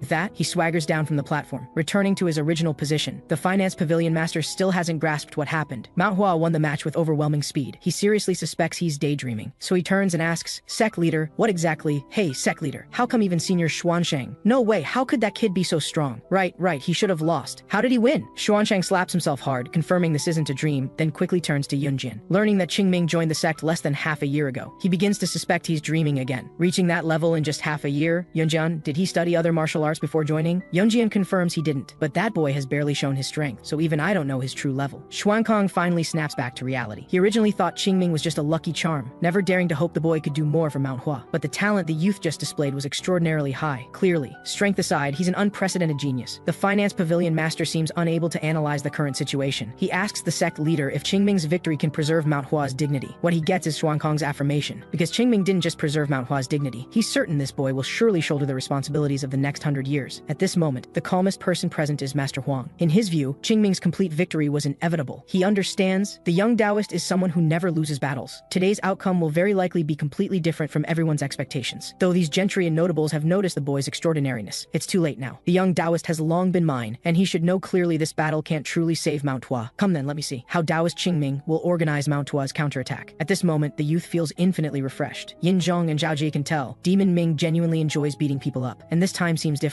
The martial uncles still watching are almost all cheering for him. The way they look now, it's as if they've completely forgotten how uncomfortable Qingming made them feel before. The youth waves his hand, telling them not to make such a ruckus. Yin Zhong is overjoyed. In his eyes, nothing brings more happiness than harmony among fellow disciples. However, Qingming suddenly calls out to him. Yin Zhong understands. It's his turn now. As the eldest senior brother, having let his junior brother complete what he should have done, what he must do is continue the victory. Qingming, don't you have any advice? Qingming looks at the overly tense Yin Zhong. He says there's no real advice. Even if he told him now, he wouldn't be able to use it. Just get up there. Remember, aim for the head. With that, Yin Zhong slowly walks onto the platform with his wooden sword. Clearly, the kid is telling him not to be so tense, but thinking about what if he loses this match. Senior brother, Yin Zhong jumps in fright. He looks back. He hears Qingming say, if you dare lose, you're dead. The youth freezes for a long moment. Then a slight smile appears at the corner of his mouth. Right, the wind now has turned in Mount Hua's favor. When Yin Zhong reaches the center of the platform, he shouts loudly, Mount Hua third generation disciple Yin Zhong humbly invites a Zhongnan sect disciple to spar. This call would normally be nothing, but to Qin Jinlong it sounds like Mount Hua's naked provocation. In his eyes, Mount Hua should be trembling before Zhongnan. But what's happening now? Is it all because of that Qingming kid's appearance? So he shouts, suppressing his rage, Kong Zhen, go defeat that arrogant thing. Instantly, the youth immediately arrives at the platform, sword pointing at Yin Zhong. Seeing this familiar figure, Yin Zhong remembers. 2 years ago, it was under his sword that he was beaten without any power to fight back. He's strong, so strong that back then he lost without even touching him once. If Qingming hadn't appeared, today, the result might have been the same. Every time we sparred with Zhongnan, we suffered crushing defeats, to the point where all our training felt meaningless. Perhaps that's why, when everyone faced despair and wanted to give up, only one person didn't yield, Uncle Bai Tian. Because of his presence, almost all of us stayed. But then, someone appeared before us as if dropped from the heavens. Each of us has been tormented by him for half a year, while training with everything we have. I don't know if this can truly close the gap between us and them, but whatever the outcome, I absolutely won't be defeated easily. At this moment, Kong Zhen briefly greets his defeated opponent from 2 years ago, with no intention of giving Yin Zhong a chance to talk. His eyes turn solemn. In an instant, he charges to Yin Zhong's front. Clearly, the same technique as last time. He can predict the sword path, yet he can't block it. But this time, absolutely won't let you win so easily. What? He actually blocked it. Looks like you haven't wasted these 2 years, but even so, you still won't be my match. Yin Zhong's heart jumps seeing how fast he moves. Instinctively, he raises his sword to block. Indeed, his sword's power and speed are both astonishing. It feels more than twice as strong as the last match. Is this Kong Zhen's true strength? But why? Why can I see his every move clearly? With a resounding boom, Kong Zhen is pushed back several steps by Yin Zhong's counterattack. Even so, his mind is suddenly confused. This guy not only blocked his sword technique, but even had strength left to interrupt his assault. Yin Zhong still can't believe what he just did. He looks up at Kong Zhen and suddenly asks, that's it? Seeming to realize he was a bit rude, he quickly explains, you're not going easy on me just to humiliate me, are you? But what he doesn't know is, these words infuriate Kong Zhen to the point of smoking from his 7 orifices. Roaring, he charges again. Yin Zhong tentatively kicks back. Unexpectedly, he actually sends him flying far back. But compared to his opponent's shock, senior brother Yin's mind is even more in chaos. He turns his head. What exactly did that guy do to us? But Kong Zhen's roar pulls him back to the present. Whoosh! Kong Zhen explodes with all his power power and charges forward. And Yin Zhong, at this moment, he finally feels confident inside. He wants to test that move he's practiced every single day. He raises his wooden sword, silently reciting in his mind. Condense all variations and techniques to the fingertips. The lower body must be steady as Mount Tai. The eyes can't miss any change. And most importantly, when the decisive moment arrives, you must have the resolve to not swing a second sword. I won't hesitate for even a moment. I'll take him down. This is the youth's righteous sword for himself. It contains half a year of inhuman pain and torment. He desperately wants to know what exactly that kid did to them these past 6 months. The youth charges up and slashes. His opponent blocks horizontally with his sword. What follows is a loud clang. The broken sword blade flies far away. Looking at Kong Zhen again, he's already unconscious. This scene leaves not only Zhao Ji dumbfounded, old Fox Sima and Qin Jinlong find it even more incomprehensible. Something's wrong. That kid clearly didn't use any techniques. He doesn't look like a second-generation disciple age-wise either. What did he use to defeat Kong Zhen? As for Yin Zhong, even he finds it incredible. After a long silence, his upbringing brings him back to his senses. So he clasps his fists, indicating he learned much. Instantly, the Manhwa disciples off the platform also snap back to reality. They go wild, shouting as if years of gloom are swept away in this moment. Looking at the sect leader, this happiness comes so fast he nearly collapses on the spot. Indeed, the struggles and helplessness the older generation experienced at Manhwa, how could the children understand? Just Qingming's complete victory alone is already tremendous news for Manhwa. Now even Yin Zhong has won. How can their hearts not be stirred? Zhao Ji is very curious. He urgently wants to know how his eldest senior brother did it. But what responds to him is Yin Zhong telling him to go up boldly. Even if you wanted to lose, it'd be hard. Then he turns to Qingming with the question burning in his heart. What he gets is Qingming's light chuckle. He says, I only showed you how to win. You know, Zhongnan sect disciples are indeed strong at their age, but because they learn too much they shouldn't at this age, in a sense they're also weak. Yin Zhong is utterly confused, only able to look at him with puzzled eyes. But Qingming stares back at him and says, Senior brother, practicing martial arts is like building a tower. The foundation determines how high it can reach. But they started building the second and third layers before stabilizing the first. What do you think will happen when such a tower collides head-on with a one-layer but extremely solid tower? Actually, the basics of martial arts are using your body perfectly to strike your opponent accurately. From this gradually extends branches like slashing and thrusting. As you delve deeper, various technique choices emerge. What I did was simply make you focus more on the basics. Look, brother Zhao Ji's movements, aren't they completely different from before? A stable lower body allows you to execute your movements cleanly. A solid foundation allows you to allocate more focus to observe your opponent's techniques. And the third generation disciples, because they're all young. As long as they do this well now, kids around your age basically won't be your match anymore. Yet such a simple principle makes Yin Zhong feel even more puzzled. He can't help but ask why other sects don't do this. But when he sees the youth's kind-looking expression, his voice gets quieter and quieter. Fortunately, Qingming patiently explains. A person only has limited time each day. Do you think anyone can simultaneously maintain high-intensity study while ensuring moral cultivation, respecting elders, caring for the young, treating people sincerely, and all the other ways of a gentleman? Everyone knows how to become a gentleman. But those who can follow these conditions have been few since ancient times. This is why our predecessors demand we constantly strive forward. Because people can't do it, they must desperately try to do it. And this is the result of your half year of effort. You don't need to thank me. When you successfully persisted, today's match was already decided. This is probably like a bird whose wings aren't fully grown. Only after jumping out of the nest does it realize how important space to take flight is. With that, Qingming doesn't bother explaining further. As for Yin Zhong, he's amazed at where this guy learned all this. But in just this short time, Manhwa has already achieved 4 consecutive victories. Looking at the junior brothers, they're practically ready to jump on chairs. As yet another person wins. Each of them awakens from a dream just like he did. Clearly, the third generation disciples succeeded. Judging by momentum, Manhwa's is more overwhelming. When the last junior brother also defeats Zhongnan, Yin Zhong excitedly calls out to Qingming,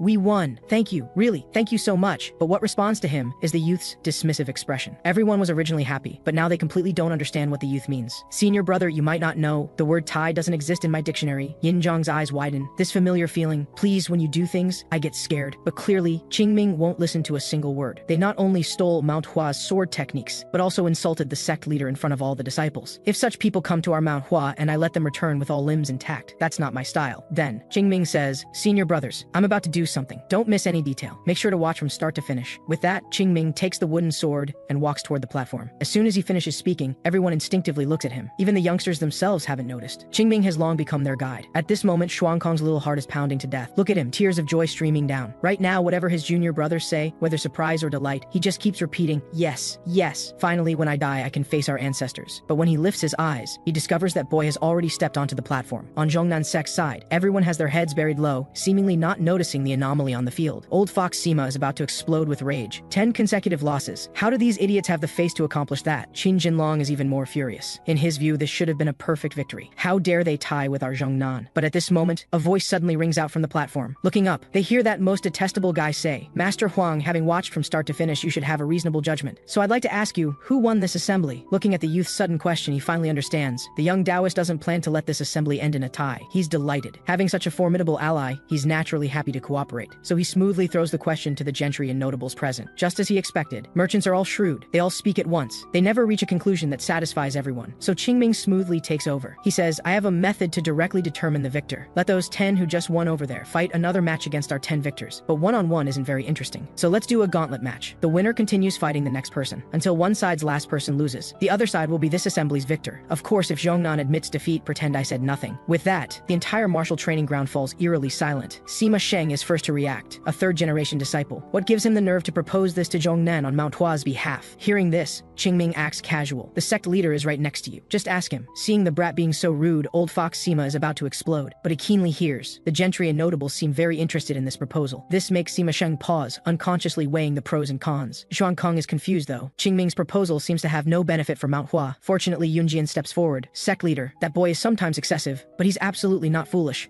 More often, I actually feel his intelligence makes me ashamed of myself. So let's trust him. Xuan Kong looks up at junior brother Xuansheng, discovering everyone seems to share Yunjian's feeling. Finally, he lets out a long breath. In that case, he still has the courage to gamble once more. However, when Sima Sheng hears Xuan Kong's Mount Hua agrees, his heart still can't help but shudder. He's not truly foolish. The current situation is definitely that kid's trap, but now he's in the same position Mount Hua was earlier. No turning back. So he indicates Zhongnan's sect also agrees. But suddenly, Qingming is yanked aside by an angry Yin Zhong. He's furious. There should be limits to fooling around, making third-generation disciples face Zhongnan's second-generation disciples. Moreover, Qin Jinlong is among them. Do you think we're that strong? The youth is speechless. Don't dream, senior brother. Among the third-generation disciples here, only Zhao Jie can spar with the other second-generation disciples. But if he faces Qin Jinlong, the outcome will be instant collapse. This is beyond basics. He's on a completely different level from you. But you don't need to worry. I absolutely won't let any of them get past me. On Zhongnan's side, honestly, old fox Sima already thinks highly of Qingming. He thinks this guy will definitely have the other disciples wear them down, then come up last to reap the benefits. And Zhongnan has already suffered a great loss here. This battle, they'd rather win ugly than have another accident. So ultimately, he chooses to have Qin Jinlong appear last. Thus, Zhongnan first sends out disciple Liu Bo. But the youth doesn't care about these schemes at all, because to let the entire martial world know of Mount Hua's transformation, third-generation disciples, victories at most would be casual conversation. Even if Mount Hua's third-generation disciples defeat Zhongnan's second-generation disciples, at most people would feel surprised. But if just one Mount Hua third-generation disciple defeats all of Zhongnan's second-generation disciples, such a Mount Hua will surely become a legend in the martial world. So, senior brothers, remember what I said. Don't miss any detail. Qingming clasps his fists and shouts loudly. Mount Hua third-generation disciple Qingming humbly invites Zhongnan sect disciples to teach me. In just an instant, Yinzhong keenly notices that trace of casualness on Qingming completely vanishes. At this moment, he's like a swordsman stepping onto the battlefield. Yinzhong suddenly stands. He knows clearly, missing any moment of what comes next would be a great regret. As for Qingming, his eyes already gleam with determination. Today, I will create a legend for Mount Hua. But Liu Bo, as a Zhongnan disciple, opens with Snowflake 12 forms. Such sword intent containing Mount Hua's essence. How could it escape sect leader Xuan Kong's notice? Normally seeing such techniques in Zhongnan disciples' hands, Qingming definitely wouldn't let it go. But look at his movements. Raises sword, thrusts forward. The basic sword-breaking form cleanly interrupts Liu Bo's phantom sword. Then, power from the lower body. He slashes with the long sword. Liu Bo's entire arm feels instantly crushed by a 1,000-pound boulder. His center of gravity loses balance in just one exchange. And clearly, Qingming has no intention of giving him any chance. Step by step, he forces Liu Bo to retreat. Before long, he finds himself pushed to the platform's edge. But in this instant of distraction, the youth's sword is about to fall on him, though the blade doesn't completely land on his head. Qingming's sword instantly pulls back its force. Still, it brings a fierce energy wind to the entire platform. Xuan Kong's eyes widen as Liu Bo tumbles off the platform. He still can't recover for a long time. Looking at the youth again, posture upright, as if nothing just happened. He lifts his cold gaze and says coldly, next, as a Zhongnan elder, Sima Sheng still finds it unbelievable because even he doesn't know if he wanted to suppress Liu Bo instantly, using only basic sword techniques, is it even possible? His instincts tell him, if this brat is allowed to grow, one day, his shadow will shroud the entire Zhongnan sect, just like when the Plum Blossom Swordmaster was active. Shu Han, you go, and absolutely don't let him win so easily. He nods, then arrives at the platform. Shu Han wasn't an overconfident guy to begin with. After Liu Bo's complete defeat just now, he definitely won't underestimate Qingming. But when he opens his eyes again, what he sees is an oppressive force he's never felt in his life engulfing his entire body. Yet this can't be blamed on him. Keen intuition is a quality an excellent swordsman must possess, but this also makes him lose the initiative even more quickly in battle against Qingming. The youth's every sword strike seems to demonstrate the ultimate limit that move can reach. Before Shu Han can react, Qingming completely defeats him the next second. His consciousness instantly leaves his brain. Thud! The youth stands firm once more. Next, this eerie scene continuously impacts the young people's minds. Yinzhong watches carefully, but he can't understand at all how Qingming can defeat Shu Han, ranked second among second-generation disciples, with just 2 strikes. When 2 disciples drag the unconscious Shu Han off stage, Qingming finally returns to the platform's center. In his heart, this is only the beginning. Not only will I make them taste complete defeat, most importantly, I'll brand these thieves with an indelible mark. They did what they should never have done. Our Mount Hua dedicated everything to save the world, yet the world we protected includes you, Zhongnan sect. But not only do you not repay that debt? You steal sword techniques, scorn our manhua, and even want to trample us underfoot forever. I've suppressed my rage every day until now. I will make you understand how terrifying manhua's fury truly is, since the 6 harmonies sword technique demonstration is complete. Next comes the Plum Blossom sword technique. The Zhongnan disciples now already regard Qingming as a monster, so he cautiously picks up the wooden sword, intending to block his assault first. But the next second, Qingming already appears behind him. The disciple turns back in shock, seemingly not yet comprehending. But the next second, he completely becomes a plaything of sword energy. Fear and terror instantly crawl all over his body. He roars and charges at the youth, but unexpectedly, Qingming appears behind him again in the blink of an eye. Energy winds continuously tear at his body. Just as he falls, Qingming's sword already reaches his neck. The blade's pause dissipates most of the damage, yet gives this disciple's heart a more terrifying sensation than losing his soul. Thus, the youth once again seemingly easily claims victory. Until now, Yinzhong finally understands Qingming's intention. He originally thought the Plum Blossom sword technique wasn't a particularly powerful move, but in Qingming's hands, it's like a killing god. It's as if he's using actions to show them what Manhua's sword techniques truly are in their original form. After a while, 6 consecutive Zhongnan disciples are all defeated by Qingming. Zhongnan sect's second-generation disciples are now like ants on a hot pan, but now, none of them dare go up and walk to their defeat, until an explosive shout rings out. Qin Jinlong has long been grinding his teeth at these useless fools, being scared by a kid 10 years younger, utterly shameless. Watch closely how I restore Zhongnan sect's honor. Though he says this, he knows deep down, with 6 second-generation disciples defeated consecutively by him, even if he wins now, Zhongnan's honor can't be restored. Just as Qin Jinlong is about to step onto the platform, the elder who cares most about honor not only stops him, but also assigns another disciple to go up. He says there's only one requirement: drain as much of his stamina as possible. Qin Jinlong is instead called over. The two arrive behind the screen. Sima Shang, with his back turned, slowly speaks. Do you think the others can win? Obviously, you should have guessed. That kid is a complete monster. But fortunately, he's still just a monster cub. But if we let him continue developing, one day he'll grow into a true monster, and he will definitely become our sect's obstacle. Jinlong, you're a genius, but do you think how many geniuses exist in this vast martial world? Probably no fewer than 10 in just your generation. And those competing for the title of #1 under heaven have never been geniuses like you, but monsters like them. Hearing the elder's words, Qin Jinlong initially thinks he's saying he can't beat Qingming. Honestly, he's unconvinced inside. But Sima Sheng's next words make him freeze. Jinlong, while he's still a monster cub, kill him. This sudden whisper startles even Qin Jinlong. Sima Sheng continues, talent is something you break before it fully shows. After this, there may never be another chance to kill him. Looking at the seemingly crazed elder, Qin Jinlong wants him to calm down. But what he gets is Sima Sheng's counter question. Do you want to live your entire life under his shadow? And you don't need to worry. I'll bear all responsibility. You merely made a mistake. Accidents are inevitable in sparring, aren't they? After a pause, Qin Jinlong seems to finally make his decision. He looks seriously at Elder Sima and says, if that boy will hinder Zhongnan's sect's prosperity, then I can accept any means. Hearing this, Sima Sheng's expression can no longer be contained. Compared to temporary humiliation, eliminating future troubles forever is what matters most. At this moment, on the platform, Qingming has already defeated the 8th Zhongnan disciple. Looking at the already scared witless Zhongnan sect, Qingming originally thought probably only Qin Jinlong would dare to fight. But coincidentally, another person walks onto the platform. Young Taoist, I know now isn't the time for a decisive battle with you, but I can't just stand back and watch my sect be humiliated. The speaker is Li Songbai, the only Zhongnan disciple Qingming doesn't dislike. Thinking this, then let me show you the realm you will one day reach. As Li Songbai gathers his energy and focuses, he quickly assumes the opening stance of Heaven-Severing Sword. Qingming likewise infuses his internal energy into his blade. If you can overcome this obstacle, it will be good medicine for you. But if not, perhaps you'll never advance again. Though this is only entry level, this lesson is the realm of the sword your Zhongnan ancestors once pursued. As Li Songbai approaches, his vision suddenly becomes pitch black. This state is very strange, leaving him confused. But the next second, his body, completely beyond his brain's control, wants to flee immediately. Only his eyes remain, staring fixedly ahead, because Qingming has transformed into a giant, slashing down with one sword. Yes, this isn't real, but even realizing the problem, he still can't escape this sword's lock. With a thunderous boom, a long, deep crater appears in the platform behind Li Songbai. In just one exchange, he completely loses the ability to stand. But strangely, a smile plays at his lips. I saw it. The realm of sword-body unity. Just like that, Li Songbai's fall now means Qingming's 9 victories are complete. Glancing at the two behind the screen, though he doesn't know what they're discussing. But Qin Jinlong, it's your turn. Witnessing this, Zhuang Kong can't help but sigh. He thought he was the most useless sect leader of his generation. No impressive martial arts. Even the sect's millennia-old foundation, though so close, felt like a heavenly curse. This secret was discovered after the youth returned to the sect. He revealed not a single flaw, all too, not let the entire sect sink into daily panic with him. If the sect leader is a sect sky, then he was more like thunderclouds above the bright sun, already covered in wounds. The only difference is, if the sky weakens, it collapses. But he could only endure each assault from above, until complete annihilation. Yet all of this changed completely before a youth who dropped from heaven. Xuan Kong watches Qingming on the martial field, fighting as a 3rd-generation disciple against 2nd-generation disciples,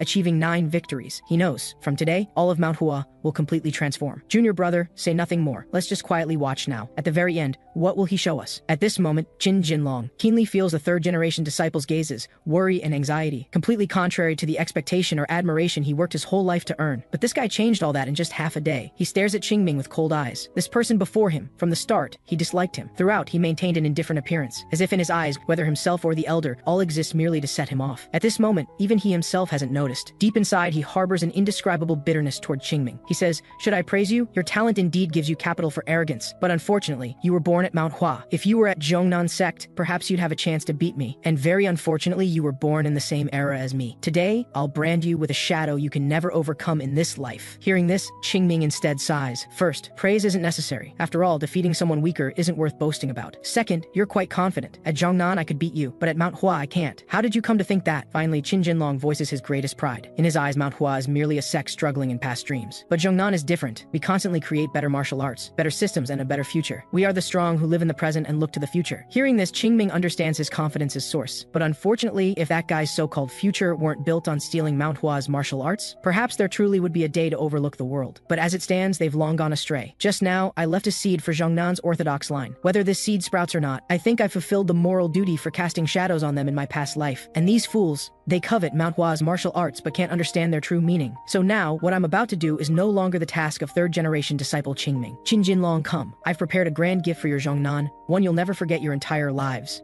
Just as the two stand locked in confrontation, a low roar comes from behind Yinzhong. He turns to look and sees martial uncle Baitian rushing over, covered in wounds. It turns out Baitian just regained consciousness and heard that Qingming achieved 9 consecutive victories. That's why he completely disregarded his own injuries. As the eldest senior brother of the second-generation disciples, if he can't be present at a moment like this, he'll surely carry regret for the rest of his life. So, Qingming, you absolutely must win. At this moment, an autumn breeze sweeps across the arena. The next second, both their figures vanish simultaneously from sight. When they reappear, though both are using wooden swords, the explosive impact they unleash is exceptionally fierce. Their figures land almost simultaneously. Then comes another clash. They appear evenly matched, but if you look closely, you'll notice Qingming's sword strikes force Qin Jinlong to defend with his blade. This subtle difference means that in close-range combat, each of Qingming's strikes is more solid. As for Qin Jinlong, to prevent Qingming from dominating, he fights almost frantically. With another thunderous boom, they vanish again using each other's momentum. Each time they appear, only after-images remain visible to the naked eye. However, this kind of exchange consumes enormous stamina and shouldn't last long. Yet the two somehow leave dozens of shadows in the air. As expected, seeing himself break free from Qingming's suppression, Qin Jinlong decisively strikes first. The Snowflake 12 forms launches right at Qingming's face. Instantly, the youth is sent crashing to the ground like a cannonball. When the dust settles, in this lifetime, Qingming finally suffers a minor injury from an opponent. But unfortunately, this isn't because Qin Jinlong is strong enough. Rather, it's more to understand the stolen 24 moves Plum Blossom sword technique and see exactly how far Zhongnan sect has developed it. Clearly, Qin Jinlong's phantom sword is genuinely impressive, on a completely different level from Li Songbai's execution. The Snowflake 12 forms in his hands is performed nearly flawlessly. Even Qingming can't help but admire it. But Qin Jinlong's falling snowflakes drift like real snow. Each solitary flake floating around the youth brings a cutting sensation like sword energy slicing through. Qingming retreats with large steps. Experiencing these falling snowflakes firsthand, he seems even more certain of his suspicion. Meanwhile, Qin Jinlong, seeing Qingming finally forced back, is delighted. Once upon a time, your Mount Hua's sword techniques were renowned for resembling flowers. But now, your symbol will be overshadowed by our sect's new sword technique. Our predecessors created this technique to show the world that Zhongnan's martial arts are superior to Mount Hua's sword techniques. Originally, I thought this was meaningless. But if this technique can sever Mount Hua's future, just thinking about it feels quite satisfying. However, after a long silence, Qingming suddenly bursts out laughing. With that clownish sword technique, being underestimated repeatedly makes the fury in Qin Jinlong's eyes intensify. But Qingming quickly explains not to misunderstand. He's referring to the Zhongnan sect that created that technique. It's obvious Zhongnan sect has greatly influenced you. But do you truly understand what that sword technique means? This leaves Qin Jinlong confused, not understanding what Qingming means. Seeing this guy genuinely doesn't get it, Qingming borrows his own words. He says that although this technique greatly resembles Mount Hua's sword techniques, it clearly appeared at Zhongnan. If it had been at Mount Hua, it would surely have become sharper and more magnificent. But Qin Jinlong doesn't think deeply about these words. In his view, Qingming is just arguing for argument's sake. This makes him completely lose his patience. His entire body surges with internal energy. He'll show this kid that Zhongnan's phantom sword will blanket the entire sky like blade edges, so thick that even sunlight cannot penetrate. Likewise, his opponent cannot possibly escape this move, and this is his ultimate mastery, snowflakes filling the sky. At that moment, the entire Mount Hua sect seems about to be torn to shreds by this white trial. Everyone feels as if their hearts are covered by an invisible layer of molten lava. This fear, not a single disciple escapes it. Even the sky full of plum blossoms that Lu Yishu once yearned for, now leaves only overwhelming oppression. Only Qingming, this scene, though somewhat different, still transports him back to that great battle 100 years ago. Perhaps those demonic demonic cult fellows felt this way when they saw the sky filled with plum blossoms. Though this is merely empty show without sword intent, it's not entirely without threat. However, when Yunjian sees Qingming's stance, the elders all realize he's actually going to use the mid-tier martial arts 7 plum sword manual. But this technique is far too weak compared to the opponent's snowflake 12 forms. Qingming's choice is undoubtedly like throwing an egg at a rock, but what they don't know is that, even 100 years ago, only Qingming grasped the true essence. Manhwa's sword techniques were never about imitating plum blossoms, but about making plum blossoms bloom. And as long as one masters Manhwa's sword intent, any Manhwa sword technique can make them bloom. At this moment, Qin Jinlong seems to witness something he would never have seen in this lifetime. The plum blossoms that vanish from Manhwa for 100 years actually appear before his eyes, and what completely shocks him is that the sky full of falling snow, the instant it touches the plum blossoms, becomes like flowers in water, moon in a mirror. The speed of disintegration is like a pond struck by a single pebble. All reflections vanish in the next second. Qin Jinlong is utterly bewildered. His snowflake sword has long reached perfection, so why can this antique technique from 100 years ago dismantle his phantom sword? And Qingming finally speaks again. Zhongnan's greatest mistake was thinking Manhwa's sword techniques merely chased the form of plum blossoms. But how could that be? However, what Qingming says is that all Taoist sects in the martial world embody their lineage through some object. Wudang's Taiji, Diankang's radiant sun, Kong Tong's 5 elements. Only Manhwa chose plum blossoms. But its essence is to make new life bloom under one's sword. What flower specifically doesn't matter. Yet because plum blossoms fill these mountains, they became the faith these people needed for their lives. But over thousands of years, most people were attracted by its magnificence, mesmerized by the sword's sharpness, so they became trapped in the mire of superficiality, just like Qin Jinlong right now. And this is the grand gift Qingming prepared for Zhongnan sect. Let them witness with their own eyes how this hollow technique that abandoned the lineage gets crushed by me. From this day forward, every time you swing your swords, you'll unconsciously recall today's scene. Eventually, you'll discover that no matter how powerful the martial art in your minds, none can escape this technique. It will place an invisible shackle on you thieves. Even if one day you manage to break free, for you, the wasted time will be a devastating blow. Manhwa will never disappear. The 7 plum sword manual, following the 6 harmonies sword and plum blossom sword, is the first technique to integrate Manhwa's sword arts. Using 6 harmonies fundamental slashing techniques, it forms the plum blossom sword art into a sword wall. Then it condenses the sword walls together, making them burst into chaotic blossoms. Flying petals merge with the wind. Qin Jinlong, do you understand now? This is Manhwa's sword intent, accompanied by thunderous roars like heaven and earth being transformed. This leader of Zhongnan's second-generation disciples is completely swallowed by those dazzling plum blossoms. Only at this moment does he finally seem to feel what Manhwa's sword techniques truly are. So beautiful. But why? Why can't my sword achieve such beauty? Just like that, he's utterly defeated amidst the plum blossoms Qingming made bloom. The arena is already devastated. Yet after waiting for a long time, the loudest sound in the entire training ground seems to be only the autumn wind, until the youth slowly speaks. This Zhongnanhua assembly belongs to us, Manhwa sect.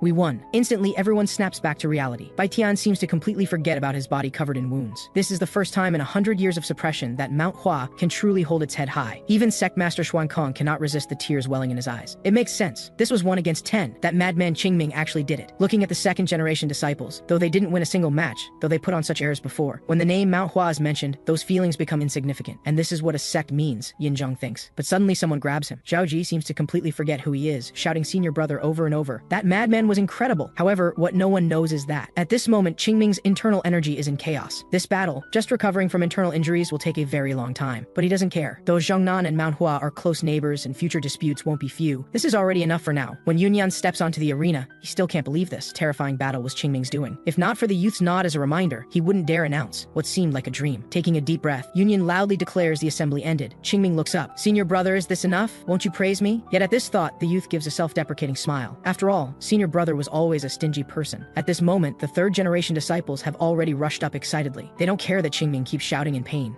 They just celebrate like this. Xuankong watches this scene. He's almost forgotten how long it's been since he's seen his disciples this happy. And what comes next is his responsibility as Manhua's sect master, to maintain propriety. Though he knows Sima Sheng can't say anything good, he can only quietly listen to the others roaring. Sect master, you remember this? Mere contest between second and third generation disciples cannot possibly change anything. Our Zhongnan sect. But before he can finish, Qingming's booming voice carries over. Why are you still so rude? Senior brother Zhaoji, we only won a few matches. But honestly, Zhaoji is truly straightforward. Used as a pawn twice without noticing at all. With that brain, who knows why his martial arts talent is so good. But Qingming doesn't care about that right now. The same kick, same spot again. Zhao Jie writhes on the ground in pain. He says, as senior brother, you're an elder. How can you lose your dignity? How rude. However, this veiled criticism, how could that old schemer Sima not understand? And Qingming completely ignores his furious gaze. The third generation disciples simultaneously bow to sect master Xuankong. Watching this troublemaker, up close, Sima Sheng's rage reaches its peak. Suddenly, an extremely terrifying thought grows in his mind. But what comes is the youth's light light mocking words. Are you certain you can kill with one strike? Then Qingming turns around. His eyes seem to see through everything, yet his face shows nothing as he says, next time I'll bow to you first. And just like that, old schemer Sima suddenly roars inexplicably, then strides out with heavy steps. He doesn't even bother to look at his sect's disciples again. With this kind of elder, no wonder Zhongnun's sect is mostly full of arrogant brats. At this moment, Xuankong's soft call pulls him back. What completely surprises him is that, in the sect master's words, you worked hard,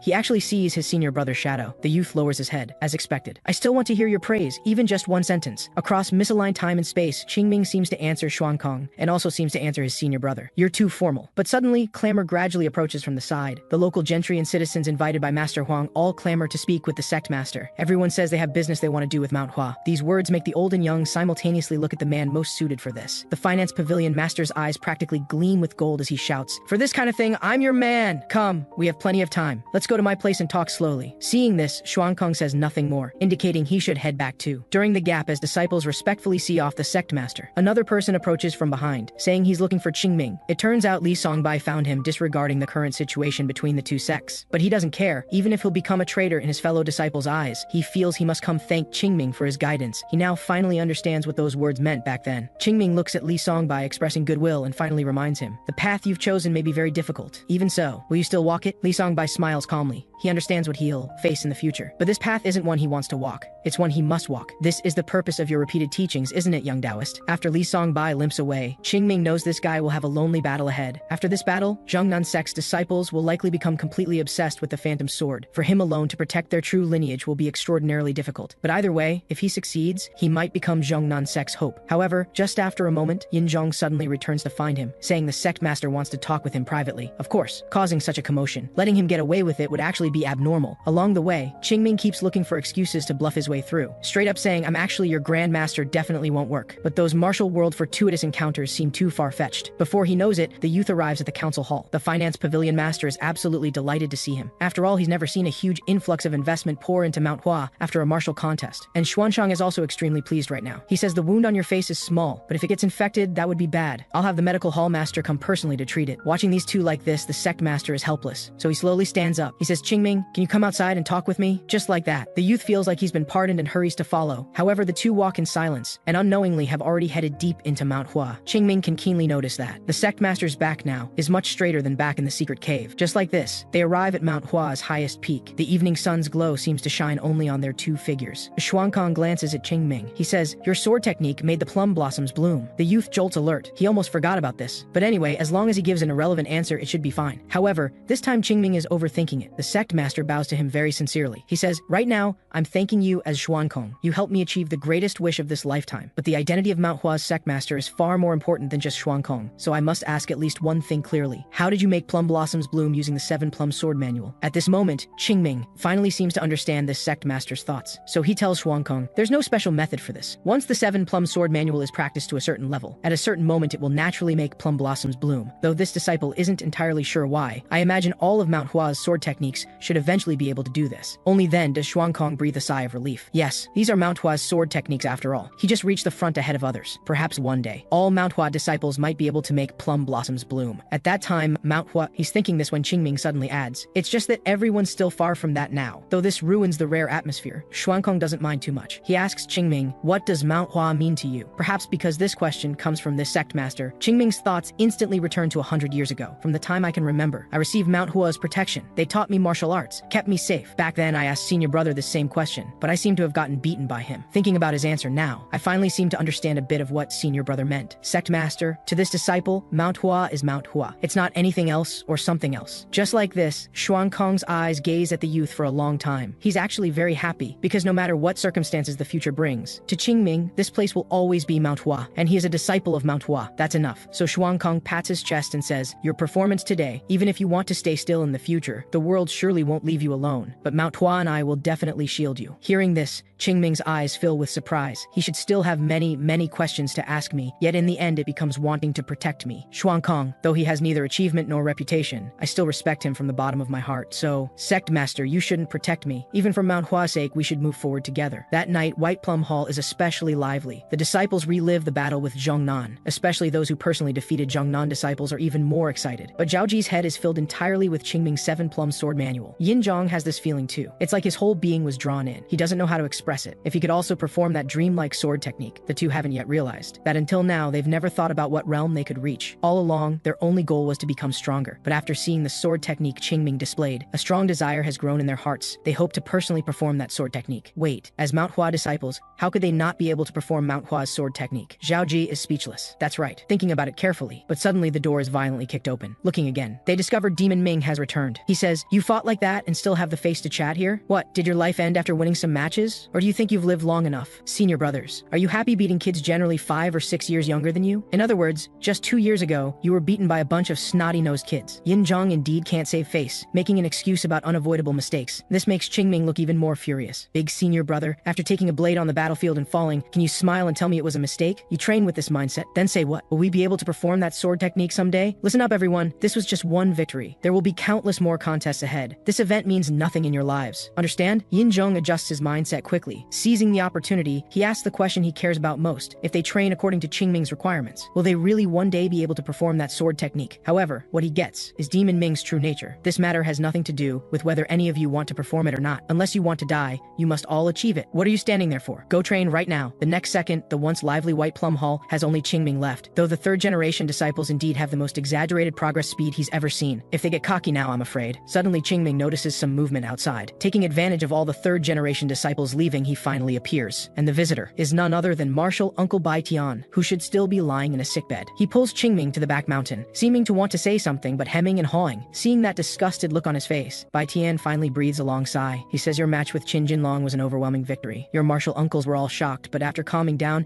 everyone still inevitably has mixed feelings. So I want to become stronger. Though it's shameful for me as your martial uncle to say this. I know this is the best way, though I don't want to admit it. It's obvious that if this continues, we'll very likely be surpassed by the third generation disciples. So you want to put aside your pride and have me teach the second generation disciples, including you. But why should I teach you? Think about it. What is it that I can't get from the second generation disciples, but can get from the third generation?" Bai Tian's brow furrows tightly, because he keenly realizes what Qingming wants is for all the second generation disciples to submit to him. But this is unprecedented, and Bai Tian is someone with extremely strong pride. Qingming casually crosses his arms. He says, "Martial uncle, have you personally watched the third generation disciples train? If you always remain an elder, can I treat you the same way I treat the third generation disciples? Originally, drilling senior brothers is acceptable, but if I drill you all, do you think Grandmaster Uncle will let me off?" Bai Tian is fortunate that Qingming hasn't closed the door completely, but his internal struggle. After a long while, Bai Tian finally bites his lower lip hard. He says all second generation disciples can respect him as master during Qingming's instruction period, but this proposal is rejected by Qingming again, because after training ends, if they curse him behind his back, he'd still be at a loss, wouldn't he? "Since you want me to teach you, bow your heads completely. Otherwise, forget it." He recalls the battle between Qingming and Qin Jinlong. Even though he has countless misgivings, if he can surpass that great mountain, everything will be worth it. Bai Tian stares at him intently and says, "Fine, I agree. From now on, you're not my martial nephew. Manhwa's second generation disciples will not question your leadership or actions. I guarantee it with my name." He took the bait. Just like that, at the first mark of the hour of the rabbit the next day, the disciples groggily walk out of White Plum Hall again. They're nearly scared out of their wits by the scene before them. All the martial uncles are standing in a row. At this moment, Qingming also slowly comes outside. Though Yin Zhong seems to have guessed it, he still can't believe it. And Qingming pats his shoulder. He says the senior brothers were bullied too badly by the martial uncles before. Watching from the side pained me greatly. The youth grins and says, "But now, you can rest easy. From today on, a beautiful era of training equality for everyone begins." As expected, Yin Zhong now starts worrying for the martial uncles. Qingming clasps his fists. He says, "As everyone knows, it's only training if it feels hard. There's no shortcut to becoming strong, so going full speed is our only method. Understand?" Just like that, with the second generation disciples joining in, a new round of training begins. But Yin Zhong doesn't understand why there's no new arrangement for such days. Unexpectedly, Qingming's intention is to have them personally tell the martial uncles how to build muscle. Look how happy the disciples are, it seems. For the next 3 months, Manhwa will echo with fresh wails of anguish. However, just as the disciples are fighting to guide the martial uncles' training, Lu Yishui abruptly walks out. Turns out, none of the third generation disciples dare provoke this aloof goddess. She also wants him to teach her personally. Qingming originally intended to make her back down. He says if she trains with him, no matter how she begs for mercy later, he won't go easy. But Lu Yishui readily agrees. The only thing she wants to confirm is whether, as long as she perseveres, she'll be able to perform the sword technique that makes plum blossoms bloom. However, this reminds him. So Qingming calls everyone to stop. He says, "I need to give you advance warning. As Manhwa disciples, you can't just aim to make plum blossoms bloom, because that's only a process. Remember, your goal should be to learn the sword intent that makes plum blossoms bloom." Lu Yishu looks thoughtful. Only then does she accept the other's guidance. After a while, everyone is finally ready. Qingming is actually quite happy. In the past, he only cared about his own strength. Thinking about it now, that was wrong. After all, what Manhwa faces isn't a single powerful opponent, but other sects in the martial world. When they all grow to the point of making plum blossoms bloom, the other sects are finished. finished, I'll unify the martial world, preferably by drawing plum blossoms on those Shaolin bald donkeys' heads. At this moment, on a nearby hilltop, Yoonjian watches his white plum hall in disbelief. Even the Bai generation is training under Qingming. Though there are still too many incomprehensible things about that child, I can't let my curiosity make him resistant. Perhaps this is what the sect master meant by letting things take their natural course. As long as Qingming remains our Manhwa disciple, there's no reason to stop him from doing these things. But speaking of which, I'm free now too. If I asked him to teach me too, would that seem too greedy? Just like that, Qingming helps Manhwa cross its first hurdle. To him, the third generation disciple's growth is indeed already quite extraordinary. Just thinking that in the near future they'll all become true masters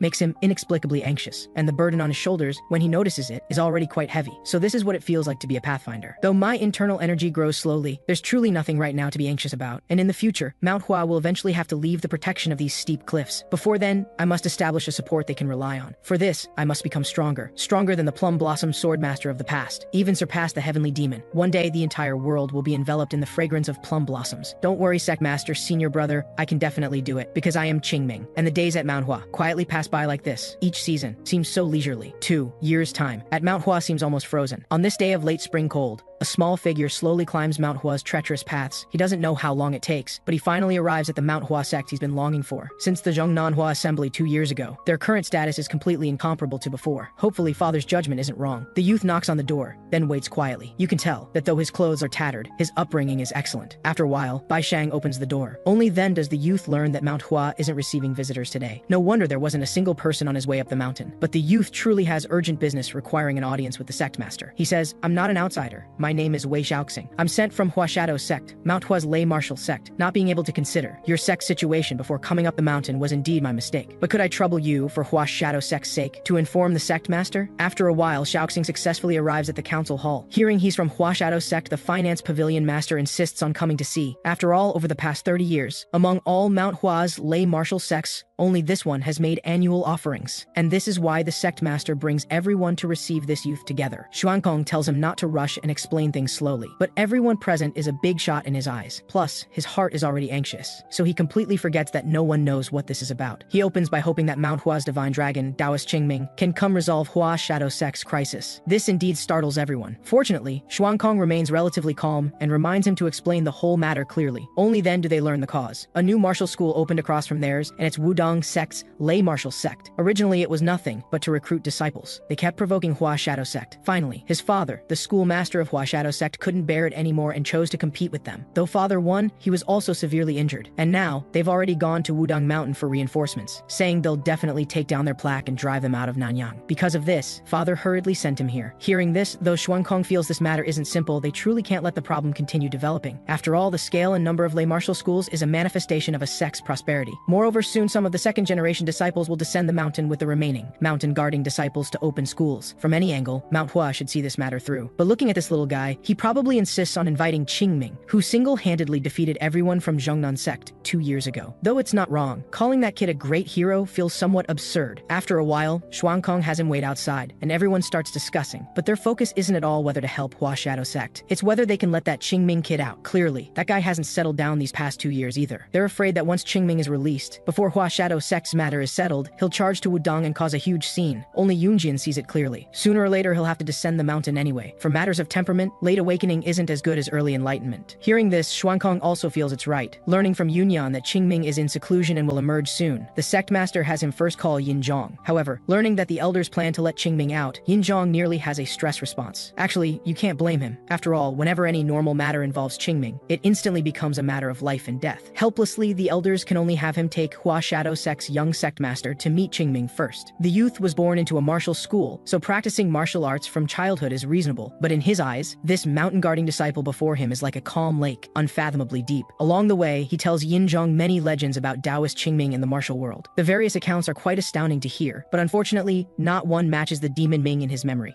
The two chat as they walk, and before they know it, they arrive at Plum Blossom Cave, where Qingming is in secluded cultivation. But when Yinzhong tries to call out for Qingming, his heart can't help but tremble with fear. He calls out Qingming's name a few times, barely above a whisper, as if terrified he might actually hear. This strange behavior leaves Xiaoxing completely baffled. But just as Yinzhong decides to leave and come back tomorrow, the massive boulder behind them suddenly explodes with a thunderous boom. Xiaoxing spins around, and through the dust and smoke, a figure slowly emerges. This person is the legendary rising star, one of the few exceptional young talents in the world, but before he even steps out, his cursing voice echoes forth. Damn it, eating chicken butt every single day is driving me insane. If we still retreat according to seniority next time, I'm freaking changing my name and leaving the sect. Wait, what? This person? Surely can't be Qingming, right? After hearing from Xiaoxing that the Wudong sect will interfere in this martial school conflict, the sect leader has many questions about this matter. First, Wudong is revered as the foremost Taoist sect in the martial world. They have no reason to lower themselves this way. Second, Nanyang is merely a small, unremarkable place with no great wealth, yet they're determined to dominate it and drive out others. This naturally leads one to suspect they're coming after Qingming. After all, 2 years ago, his battle with Zhongnan sect was exaggerated throughout the entire martial world. Yunjian offers reassurance, sect leader. Qingming's nickname in Manhwa is Mad Dog. A bit harsh perhaps, but these children have suffered so much these past 2 years. With their current abilities, even if they encounter some targeted attacks, those people won't get any advantage. Our only concern is whether that boy will be too vicious out there. We need the right people to rein him in when necessary. So, sect leader, regarding the disciples to accompany Qingming, I have a few candidates in mind. Meanwhile, Yinzhong very reluctantly calls Qingming out from his seclusion, explaining that the sect leader wants to see him. Qingming glances at the boy. So this is Wei Xiaoxing, the young sect master of Hua Shadow sect. He remembers that a century ago, among Mount Hua's lay martial sects, there was one called Hua Shadow sect. He never expected that after all these years they'd still exist. Right now, though, his mouth tastes bitter, and all he can think about is finishing with the sect leader and heading to the dining hall for a feast. Seeing this, Yinzhong can only gesture for Xiaoxing to follow along. But Xiaoxing is anxious. Clearly, if he can't meet the Mount Hua divine dragon today, he won't want to leave. However, Yinzhong doesn't know whether Qingming's behavior will shatter the young man's expectations. He sighs helplessly and says, though I don't know what Mount Hua divine dragon means, the person we're looking for is that guy. He is Qingming.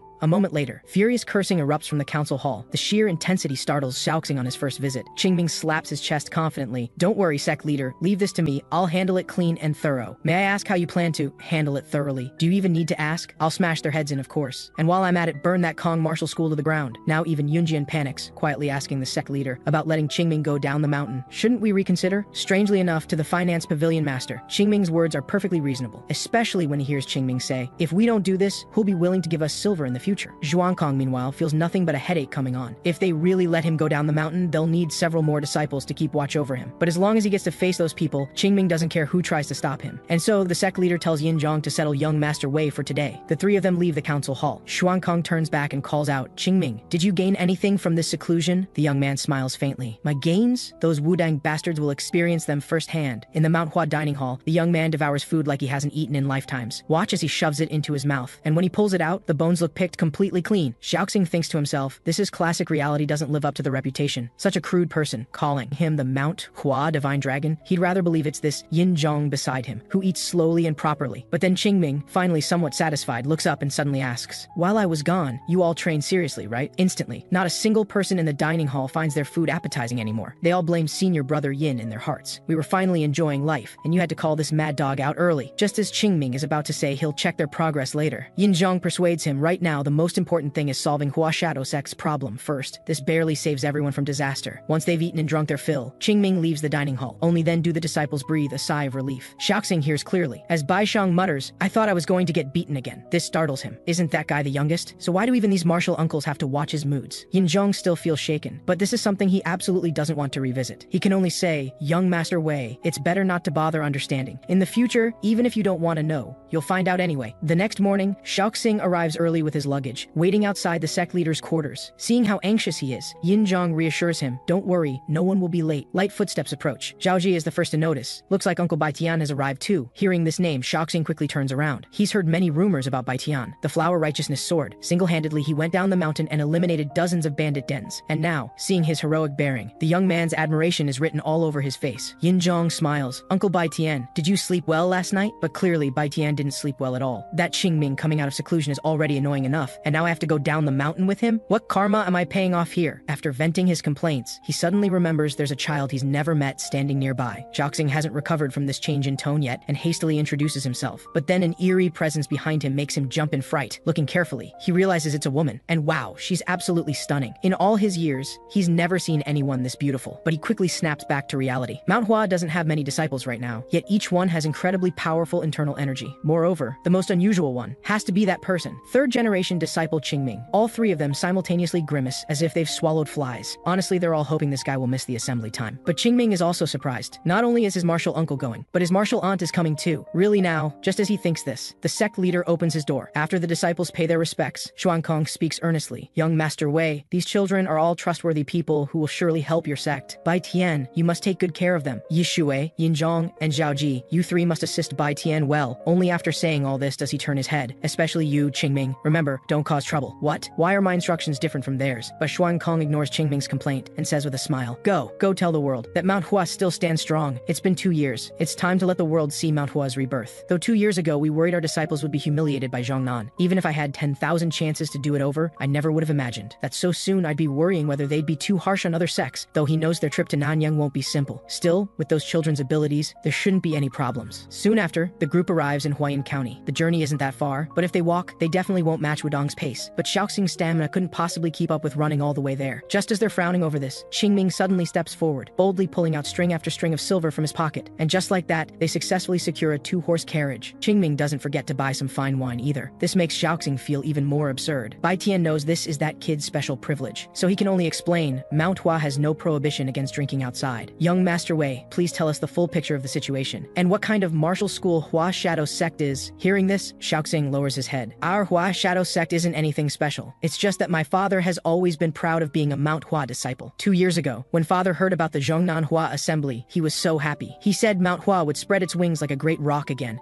then made me watch as he drank 2 jugs of his treasured wine. Though technically, it was my great-grandfather who was Mount Hua's lay disciple, father has always kept this identity close to his heart. And father was lucky. The martial school has been managed well, so our family never went hungry. Hearing this, Bai Tian's expression turned serious. He knows that during Mount Hua's decline, only Hua Shadow Sect proudly called itself a Mount Hua lay sect. For this alone, Hua Shadow Sect is no ordinary martial school. Listening to their conversation, Qingming finally understands. They must have suffered greatly to preserve the identity of Mount Hua's lay sect. But what's most suspicious is, his father, who has practiced martial arts for years, would easily lose to a young martial school master. That's very abnormal. After all, in the martial world, the deeper one's internal energy, the slower the body ages. That's why many elders are either too weak or absolute top-tier masters. Bai Tian also notices the problem. If this is just a lay sect conflict, there are too many suspicious points. But Xiaoxing doesn't know what the Flower Righteousness Sword is thinking right now. He feels quite ashamed. Though he came to seek Mount Hua's help, he never actually believed Mount Hua would really intervene, especially since they're facing the Wudong sect, known as the foremost Taoist sect. So this time, no matter the outcome, I'll be grateful to your sect for the rest of my life. But the young man's confession is abruptly interrupted by Qingming. He sits up. What do you mean, no matter the outcome? I'll tell you, there's only one outcome, and that's me smashing those bastards' heads in. Xiaoxing is curious why this guy is so obsessed with heads. Yin Zhong begs him to show some restraint. You'll make the sect leader die of anger. But mentioning the sect leader only excites Qingming more. It's precisely because the old man doesn't have many days left that I need to let him see me smash those bastards' dog heads before he passes. That way, he can leave with a smile, right? Good grief. In one sentence, he manages to express both respect and defiance toward the sect leader. Big senior brother, hurry up. Those heads are waiting for me. This carriage costs a lot. Don't worry, the horses can handle it. The next day, rain falls steadily from the sky, like dark ink spreading across the heavens. A man with a trembling body calculates the days. The people from his sect should be arriving soon, and he is none other than the current generation's Hua Shadow Sect Master, Wei Lishan. But the disciple caring for him is still trying to persuade him. Though Mount Hua's reputation has been rising in recent years, Wudong is the foremost Taoist sect today. No one is a fool. How could they possibly be willing to get involved in this kind of conflict? Sect Master, please wake up. But Wei Lishan understands all this reasoning, yet he firmly believes that Hua Shadow Sect is Mount Hua's lay martial sect. They are an inseparable part of Mount Hua. If he abandons this identity, this martial school will have no meaning to exist. So, Yan Ping, I'm simply holding fast to what I should hold fast to. He clenches his fists tightly. Yan Ping understands that asking the sect master to abandon Mount Hua is impossible, which is precisely why he admires him. But if things continue like this, Hua Shadow Sect will likely. At this moment, urgent knocking comes from outside. From far away, voices can be heard. We've come to negotiate with the sect master today, so open the door quickly. Clearly, the Wudong people have arrived. In an instant, Sect Master Wei's eyes shift from alarm to determination, and so he slowly gets out of bed. No matter what, he cannot let people mock Hua Shadow Sect as cowards. And so, the main door slowly opens. The sect master shows no courtesy. I have nothing to say to Schoolmaster Kong. We agreed that whoever lost would leave Nanyang. Yet today, he still lingers here. Does he care nothing for his own face or Wudong's face? But the other side seems to have skin thicker than city walls. The rule of the martial world is that whoever has the stronger fist makes the rules. Kong Martial School is now overseen by Wudang disciples, so now I demand you leave Nanyang within the day. This is very reasonable, but Sect Master Wei's attitude is extremely firm. This causes a trace of killing intent to appear in Schoolmaster Kong's eyes. Lightning flashes across the sky, followed by rumbling thunder, as if emphasizing the tense standoff between both sides. But then a man slowly steps forward, hoping to negotiate with Sect Master Wei personally. His appearance makes Sect Master Wei tremble all over. The Taoist crown on his head, the black Taoist robe, and the embroidery on his chest all indicate this is a genuine Wudong sect disciple. First meeting. I am Zhen Xuan, second-generation disciple of Wudong. Hearing this, goosebumps rise all over Sect Master Wei's body. Zhen Xuan, the unbroken sword, he's the #1 among Wudong's younger generation. In fact, calling him the #1 of all young martial artists in the world wouldn't be an exaggeration. But he doesn't understand. Why would they send such a figure to compete over a tiny place like Nanyang? But before he can figure it out, Zhen Xuan speaks, Nanyang is just this small piece of land. If there are 2 martial schools here, there will inevitably be endless conflicts. This is disadvantageous for both sides, and clearly, the losses are more severe for Hua Shadow Sect. So, he continues with a light laugh. If you're willing to leave, Wudong will be willing to give you compensation. The way he says it makes it sound like Hua Shadow Sect should thank them. What a bunch of bandits. Everything we have is in Nanyang. If we leave, what difference is there from abandoning this century-old martial school? But Zhen Xuan sees he cannot accept this proposal, so he offers a second choice. Hearing there's still room for negotiation, Sect Master Wei becomes excited. But when he hears the condition, requires removing the plum blossom from Hua Shadow Sect's sign, he's stunned. Zhen Xuan tells him, Wudong cannot accept coexistence with another Taoist sect. So, make your choice. Either let the name Hua Shadow Sect disappear completely from Nanyang, or erase the Manhwa name and continue staying in Nanyang. Wei Lishan's already severely injured body now trembles with rage. What kind of choice is this? But Zhen Xuan's patience has run out since you're unwilling. Then in 3 hours if you haven't left, I will personally clean this place out. Don't be angry, it's precisely because Wudong's power shakes the martial world that I'm still giving you choices to show our benevolence. It's simply that you, Sect Master, have refused our suggestions. Having said this, Zhen Xuan prepares to leave. Before departing, he turns back and asks, you're being so stubborn. Surely you're not waiting for Mount Hua's support? Laughable. Do you think they'd oppose Wudong for a mere lay sect? But at this moment, a voice abruptly echoes from nearby. What nonsense are you spouting, you arrogant prick? Qingming slowly walks into the crowd, shoving aside the Wudong disciples blocking his way. Even though they've wandered the martial world for so long, they've never seen anything like this. Even if this person didn't recognize Wudong's identity, no normal person would dare push aside so many sword-wielding people. What's completely unexpected is, another group of people shoves them aside, saying, move over! Zhen Xuan's brow furrows tightly. At this moment, Xiaoxing suddenly freezes. He discovers his father is also standing at the martial school entrance. He quickly runs up and says, son has fulfilled his mission and brought back Mount Hua disciples. Hearing this, Zhen Xuan suddenly realizes, so, all of them are Mount Hua people. The way these people appeared just now was so unexpected that he failed to notice. Only now does he see clearly. Their chests all bear plum blossom embroidery. Looking again, one of them slowly approaches the entrance. The man lowers his head respectfully. Bai Tian, second-generation disciple of Mount Hua, pays respects to the sect master of Hua Shadow Sect. Wei Lishan is so moved that tears are about to spill. He never imagined the sect leader would send Bai Tian, the flower righteousness sword, for Hua Shadow Sect. Looking at him now, he truly has an imposing bearing. Though it's not the Mount Hua divine dragon who came, the honor still leaves his trembling body speechless. But at this moment, Qingming suddenly bounces over. I heard that for 30 years. You've consistently supported Mount Hua through rain and shine. I am Qingming of Mount Hua, and I'm so happy to meet you. The sect leader said that Hua Shadow Sect is the most important among Mount Hua's lay sects. Right now, Sect Master Wei's mind clearly hasn't caught up. He doesn't understand why the name Qingming sounds so familiar. But Zhen Xuan recognizes it instantly. He can't believe it. But Qingming looks at his unspoken question with contempt. What? Do I need to show proof of my identity? But this crude street urchin appearance, he can't possibly reconcile it with the Mount Hua divine dragon who's supposedly even better than him. Right now he only feels absurd. Just as he's thinking this, Bai Tian suddenly says to him, we came here for the lay sect dispute. I am Bai Tian of Mount Hua. Just now you seem to be talking with the sect master. Now whatever you have to say it directly to me. Zhen Xuan is stunned. He didn't expect Mount Hua to actually get involved. Looking at it this way, they're truly arrogant. Even if they've recovered some of their former reputation, where do they get the nerve to oppose Wudong? So he tentatively asks how Bai Tian plans to resolve this matter. But he gets an even more arrogant answer. We came here hoping for peaceful resolution, naturally. But from what I can see, Wudong doesn't seem to have that intention. Though Zhen Xuan is surprised by his sharp momentum, as the unbroken sword, he's not afraid of martial combat at all. But then an abrupt mocking voice comes. You must have some serious problems. Hearing Qingming's words, Zhen Xuan's face immediately changes. They rebuke the Mount Hua disciples for having no manners, while gripping their swords tightly. But clearly, with just this level of momentum, even Zhao Ji only glances lightly, and Qingming doesn't even bother turning his head. You barge into someone else's martial school and tell them to get lost if they don't want to die. Yet bastards like you still talk about manners. Looks like that only applies to yourselves. However, Qingming doesn't plan to act immediately. He mimics Zhen Xuan's manner of speaking. Come back in 3 hours. At that time, I'll have a match with you. However, you'd better be mentally prepared to have your head smashed in. Hearing this, Zhen Xuan explodes with rage. Am I to understand that this is Mount Hua sect's attitude? At this moment, Bai Tian also grins. Words spoken cannot be taken back. Besides, Taoist priest, it seems you've already made up your mind. Hearing this, Zhen Xuan unexpectedly sheathes his half-drawn sword. He looks at Qingming and says coldly, tomorrow at this hour I'll come knocking as you wish, but no matter what miserable state Hua Shadow Sect is in tomorrow, you can't blame us. Looking back at Qingming, one moment you say 3 hours, the next you say 1 day. It's all up to you, isn't it? How about you just admit you're scared and want to run away? Wouldn't that be better? This tactic of Qingming's, picking at sore spots, Yin Zhong and Zhao Ji know it all too well. Just look at Zhen Xuan's hand trembling with rage. That says it all. But surprisingly, Zhen Xuan shows no intention of attacking immediately. In the pouring rain, he still remembers to clasp his fists. Tomorrow at this hour, I will return. Then he leaves without looking back. Their ability to endure like this, even Lu Yishui gives them a second glance. But just one glance. This scene leaves even Sectmaster Wei dumbfounded, looking at Qingming's seemingly carefree attitude. He finally can't hold it in anymore. His shrill voice sounds like a grieving spouse. I hoped you'd mediate, but how could you create direct conflict with Wudong? The more he speaks, the more agitated he becomes, until anxiety literally attacks his heart, and he faints. The rain pours down. Wudong disciples are still asking their senior brother, why not just break a few of their bones on the spot? But what they get is Zhen Xuan's denial, because in my view, if I acted now, I might not be able to resist taking that Qingming's life. Besides, they'll soon understand what happens when you make an enemy of Wudong. After a while, Sectmaster Wei jolts awake from his bed. He turns to look at Yan Ping, who's keeping watch beside him, and realizes he must have just fainted. Meanwhile, Qingming and the others are feasting and drinking at his house. Xiaoxing is speechless. Right now, he can't tell if the situation is good or bad. But soon, Wei Lishan rushes over panting. He's angry. At a time like this, why are you still drinking here? Though Bai Tian doesn't know why the Sectmaster is like this, he quickly apologizes. Qingming, on the other hand, asks, Sectmaster, would you like a cup? The more they act like this, the more disappointed Sectmaster Wei feels. After a while, he finally sighs. Hua Shadow Sect plans to give up Nanyang and leave. Xiaoxing knows how difficult this decision is for his father, but Wei Lishan says, things have come to this. I have no other options. In any case, thank you all for buying us one more day. Bai Tian wants to say something more, but Sectmaster Wei continues, it's not that I don't trust you, but the opponent is the Wudong sect. Even if we survive this time making enemies with them, the same thing will happen again and again until we're forced out of Nanyang. And Qingming gulps down several mouthfuls, then raises his own question. Wudong's acting so outrageously this time. Could there be some heavenly treasure here? But the answer is negative. After all, if there really were treasure, things couldn't have stayed peaceful all this time. But this makes Qingming feel even stranger. After all, the Wudong disciples he knows are very protective of their sect's image. To go this far, there must be something fishy that most people don't know about. But right now, Qingming states, we're not leaving. The sect leader has ordered that we must resolve Hua Shadow Sect's matter before returning to Manhwa, because Manhwa won't forget Hua Shadow Sect's kindness and will never abandon our lay sects. The world will soon understand this. This statement truly moves Sectmaster Wei, just as Wei Lishan feels that his earlier suspicions about him were too hasty. Qingming earnestly asks him, could we have another pot of this excellent wine? Well, that's one more person whose brain he's fried. Meanwhile, at Kong Martial School, Wudong disciples ask Zhen Xuan why he doesn't send people to monitor Hua Shadow Sect. What they get is Zhen Xuan's mocking laugh. After all, Manhwa has just recovered some reputation. Running away now would only knock them back down again. I imagine. That guy can't let go of the title Manhwa Divine Dragon either. In the past, I might have weighed the opponent's abilities more carefully, but after seeing him just now, everyone understands. He's just a shameless brat, so young yet carrying such a great reputation. Crushing his arrogance is probably our responsibility as elders. However, we must not forget our true purpose for coming here. No matter who it is, this matter cannot become an obstacle for our sect. If all goes smoothly, we will surely achieve becoming the #1 sect in the world, surpassing even Shaolin. That man's sword tomb. For us at Wudong, it's more precious than anything else in this world. With just one bowl, the man drinks himself into a stupor. Seeing senior brother Yin's sour face, he blames the sect master's collection for being too excellent. He simply couldn't resist the temptation. The result is that with Wudang about to attack, his head is still buzzing. There's no help for it. Qingming can only pinch his nose to disperse the alcohol smell from his body. Then this madman lies back down and keeps gulping away. Look how he's enjoying himself. Checking the time, he asks why those people haven't come to attack yet. Hearing this, Bai Tian sighs lightly. Everyone, listen carefully. The situation now is different from before. Our primary purpose is to tell the world that Mount Hua is re-emerging in the martial world. So today's battle is not just our fight, it's a battle where we carry Mount Hua's name. And Qingming, since this matter with Wudong cannot be resolved peacefully, then when we fight, don't hold back. These words surprised Qingming. But didn't the sect leader say not to cause trouble? Bai Tian is speechless. This situation was caused by this guy in the first place, and he's still playing innocent after benefiting. But at this moment, commotion at the main gate draws everyone's attention. They see a massive crowd of disciples leaving Hua Shadow Sect at this time for some reason. Sect Master Wei and his son find them now. It turns out, Wei Lishan worried all night and couldn't sleep. He knows very clearly that the one provoking Wudong this time isn't Hua Shadow Sect but Mount Hua. If they leave Nanyang now, Hua Shadow Sect would naturally have a chance to escape disaster. This way, whether it's the nearly 100 disciples or Xiaoxing, they could all be safe. But how difficult this decision is for him. Son, what do you think we should do? Xiaoxing looks at his father. He doesn't understand these complex thoughts, but he can clearly see his father's dejection. Mount Hua is his father's pride, but his father is also his pride. Xiaoxing raises his head. Father, do you even need to ask me? This is Hua Shadow Sect, Mount Hua's lay martial school. How can we stand by and watch Mount Hua fight alone for us? Besides, when I went up the mountain, I met the sect leader, and he sent disciples to help without the slightest hesitation. Perhaps their methods are somewhat improper, but their desire to help us is pure. So, So, even if I die today, I will fight alongside them to the end. Hearing this, Wei Lishan falls silent, because these are words he usually says himself. Yet now, he's let the crisis before him shake his faith. Shaoxing's words strike his heart, making this middle-aged man seem to find his original intention. So Sect Master Wei suddenly says, Yanping, go open the gate and tell the disciples who are unwilling to fight to go home immediately. If Hua Shadow Sect survives this crisis, they can return any time in the future. I'm willing to accept them unconditionally. Yanping worries that if so, perhaps no one will stay. But what he gets is Sect Master Wei's hearty laugh in Hua Shadow Sect, those who will carry Mount Hua's name to face Wudong. Even if it's just us father and son, that's enough. He's speechless, taking a long look at the Sect Master and young Sect Master, before turning back to carry out what might be his last task at Hua Shadow Sect. Wei Lishan feels reluctant, and can't help asking if he's leaving too. But Yanping says without turning back, I won't carry Mount Hua's name, but I will carry Hua Shadow Sect's name and stand with the Sect Master through thick and thin. This is what led to the scene just now of many disciples leaving. At this moment, Qingming turns to look. To his surprise, quite a few people are willing to stay. Whether it's Hua Shadow Sect or their disciples, they're truly good people, just like Mount Hua was back then. Wei Lishan says, last night I was not in my right mind and failed to host you all properly. Mount Hua came specifically to help our Hua Shadow Sect. I sincerely thank you all here. Bai Tian is actually surprised that in this situation, Sect Master Wei still dares to stay and maintain friendship with Mount Hua. He'd heard before of Sect Master Hua Shadow's chivalrous character. Now it seems it's indeed true. But Qingming starts shouting again. As expected, truly worthy of someone who's upheld this bond for 30 years. But you don't need to fight, just watch in a moment. Perfect timing, they're here. Yinzhong and Zhaoji also notice. Didn't expect Wudong to send quite a few people this time. Outside Hua Shadow Sect, Zhen Xuan immediately orders the attack without a word. 3 disciples receive the order and instantly leap forward. This makes Zhaoji and Yinzhong immediately tighten their stances. Following Bai Tian's signal, they're coming. 3 people, their speed is fast, their momentum overwhelming. But suddenly, Qingming has somehow appeared behind Bai Tian. It seems he's been waiting impatiently too. Using domineering internal energy, he compresses the air into his palm, and the 3 people who just charged in are immediately blasted back out. Bai Tian is speechless, glancing at Qingming. I shouldn't have told a monster not to hold back. The way he's playing, we might as well just watch the show. Meanwhile, outside, the people who were blasted out didn't even see what hit them. Zhen Xuan finds it absurd. Unless the people inside are dozens of times stronger than us, but how is that possible? Follow behind me, come in together, and be careful. There might be some trap. Zhen Xuan points his sword at the gate, but in his hand he infuses the blade with a twisting force, as his eyes focus. Hua Shadow Sect's originally closed gate is blasted to pieces. The originally heavy wooden blocks twist open like a whirlwind with his pure energy, but upon entering, Zhen Xuan is surprised to find no traps at all. This scene gives Qingming an opening. You really have no manners at all. The man's brow furrows tightly. Staring at the few people standing not far away, he gradually lowers his guard. You're not planning to fight my Wudong disciples with just these few people, are you? I really don't know if you're confident or just arrogant.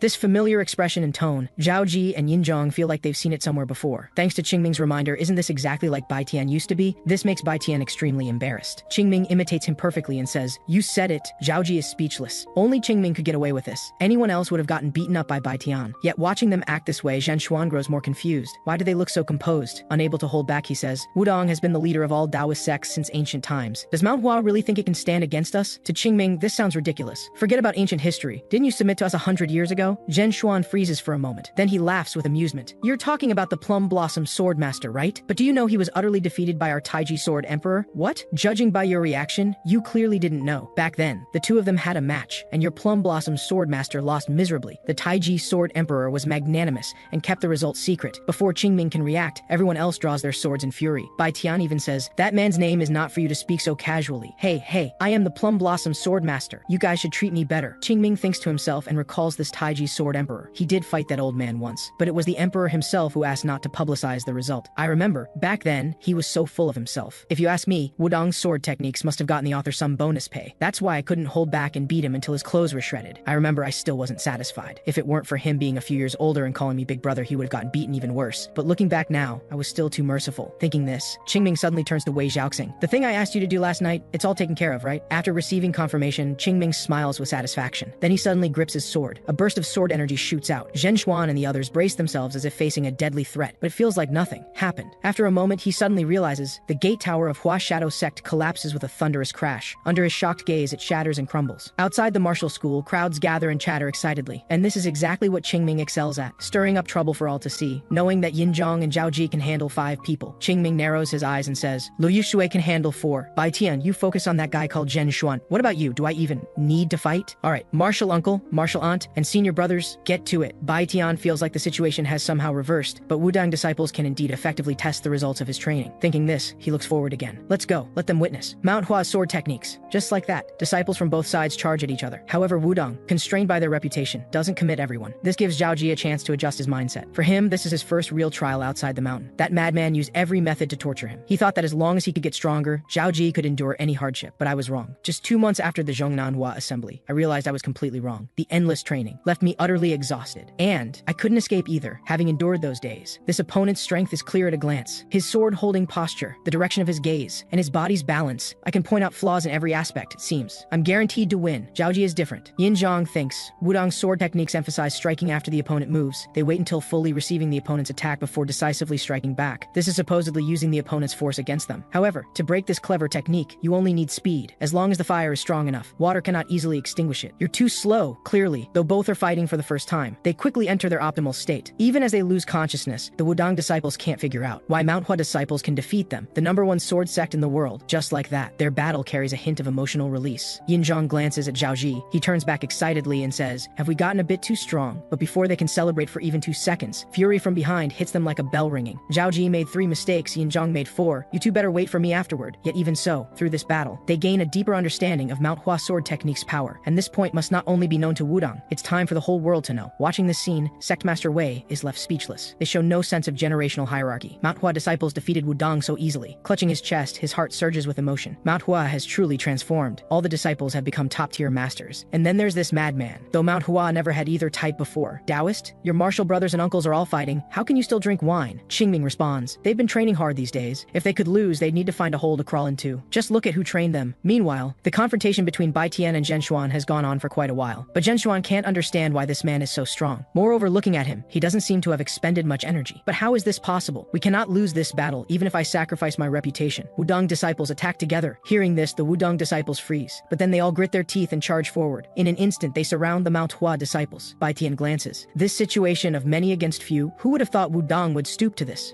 Are we Manhwa disciples really that significant? Zhen Xuan feels terrible inside. If this matter weren't so significant, even if he lost today, he wouldn't resort to such tactics. He looks up at Bai Tian. I admit you're strong, but why isn't that kid fighting? Does he look down on Wudang? However, Bai Tian tells him without looking back, you're overthinking it. Your strength simply doesn't require him to act. Don't get angry yet, because like you, I'm also not qualified to make him fight. This world has all kinds of strange things. Since there are 3-legged crows and 2-headed snakes, naturally there are also monsters with 3 heads and 6 arms. And he is that kind of creature. However, you don't need to feel regret. I'll play with you instead. Having Mount Hua's divine dragon act would be overkill. Hearing this, Zhen Xuan feels Bai Tian is insulting him. But what he doesn't know is, Bai Tian has been assessing the situation. He's heard of Unbroken Sword Zhen Xuan for a long time. He's hailed as one of the 6 rising stars. If not for the Zhongnanhua assembly, Qin Jinlong would likely be one too. In other words, he's a master at the same level as Qin Jinlong. Through first-hand experience, Bai Tian can clearly feel Zhen Xuan's profound inner energy and steady sword techniques. But that's all there is, because I can also make plum blossoms bloom now. 7 plum sword manual. What? Zhen Xuan's dragon-like dancing sword energy is instantly severed by the 7 phantom figures Bai Tian conjures, though there's only one set of footsteps. 7 solid attacks strike his body. As Bai Tian's phantom swords dissipate, plum blossoms dance wildly across the sky, and as the plum blossom slash fades, 7 trails of plum blossom sword energy burst from Zhen Xuan's body. With just one move, he completely loses consciousness. He collapses to the ground with a thud, but all the residents here seem captivated by the sky full of plum blossoms. Even Qingming can't help but comment, this kid has really improved. Sect Master Wei. He's witnessing such a spectacular scene for the first time. Flower Righteousness Sword Bai Tian seems to have left an unforgettable impression on everyone present. Only Qingming, unable to pretend, keeps shouting Bai Tian is amazing, which immediately brings his vanity back down to earth. Meanwhile, Yin Zhang on the side complains bitterly, I'm the weakest among them. Why are the most people ganging up on me? He quickly points to the side. Go after her. Liu Yixue is the second strongest among us 4. Looking at Liu Yixue, her sword moves like a graceful dancer, clean and efficient. The Wudang disciples can't find any opening at all. They try attacking from a blind spot, but her eyes focus. Her entire body drops down with such flexibility that it stuns the Wudang disciples. In that brief moment, Liu Yixue immediately sends them flying with one sword strike. This scene leaves the 3 attacking Yin Zhang stunned. Suddenly, Bai Tian asks if they want to continue. After all, these disciples have blade wounds. If not treated quickly, something might happen. This conflict, is it worth your martial brothers' lives? They know they can't win now. Hearing Bai Tian's words, they hurriedly drag their wounded fellow disciples and stagger toward leaving Hua Shadow Sect. Before they leave, Bai Tian warns them, your martial brother staked the name of Unbroken Sword. If you don't want his reputation tarnished, never come near Hua Shadow Sect again. Saying this, Bai Tian gives a slight bow. Safe travels, we won't see you out. With that, he sheathes his sword and walks slowly to Wei Lishan. Sect Master Wei, from now on, Hua Manhwa Shadow Sect is safe. These simple words bring tears to Sect Master Wei's eyes. Heaven knows how much pressure Wudong put on him these past days, yet facing his endless gratitude, the four return the gesture with equal solemnity. Sect Master Wei, you're too kind. This is our duty. At this, Qingming smiles faintly. Such a touching scene indeed. That night, Sect Master Wei sees off the martial brothers who came from afar. Though the gate is destroyed, he doesn't care at all right now. Recalling his father's words, he can't help but sigh. Looking back, they must be celebrating today's heroic deed right now. I couldn't hold back and got angry at them earlier. I need to apologize for all that. With a bang, Wei Lishan pushes open the door. He says cheerfully, sorry to keep you all waiting, but what greets him is complete chaos. They're shouting to catch Qingming, but he sends them flying one by one. Seeing that he can't be stopped, Bai Tian shouts for him to calm down. After all, the Wudang people are gone. This is completely unnecessary. Plus, the sect leader repeatedly warned you not to cause trouble. I'm begging you, kid, don't go. Qingming adjusts his night clothes while saying, though your performance in the fight just now wasn't satisfactory, I'll let it slide since you won, except for Zhao Ji. But what comes next has nothing to do with you all. Don't worry about it. With that, Qingming leaps out like a cannonball. Wudang's behavior reeks of conspiracy. How could he just let them go? Meanwhile, at ground zero of the disaster, Sect Master Wei is still confused. He really can't figure out what's going on with Manhwa. Nanyang isn't large, and Qingming quickly chases them out of the city. The Wudang disciples, dragging their severely injured senior brother, have already reached the mountainside. Zhen Xuan slowly opens his eyes. His junior brothers immediately gather around, but when he hears they're about to return to Wudong, he suddenly sits up. The sharp pain from his body reminds him, I actually lost. He then learns that to preserve his reputation, Kong Martial School is also packing up today and will withdraw from Xianyang tomorrow morning. His face burns with shame right now. But thinking of that sword tomb, he immediately calls out to Zhenfu, return to Wudong as fast as possible and report the situation to the sect. We can't just go back like this, even if it means waiting on the mountain. No need. The sudden voice startles Zhen Xuan violently. Looking carefully, he discovers the newcomer is their martial uncle Wu Zhen. He's one of the three strongest first-generation Wudang disciples. But why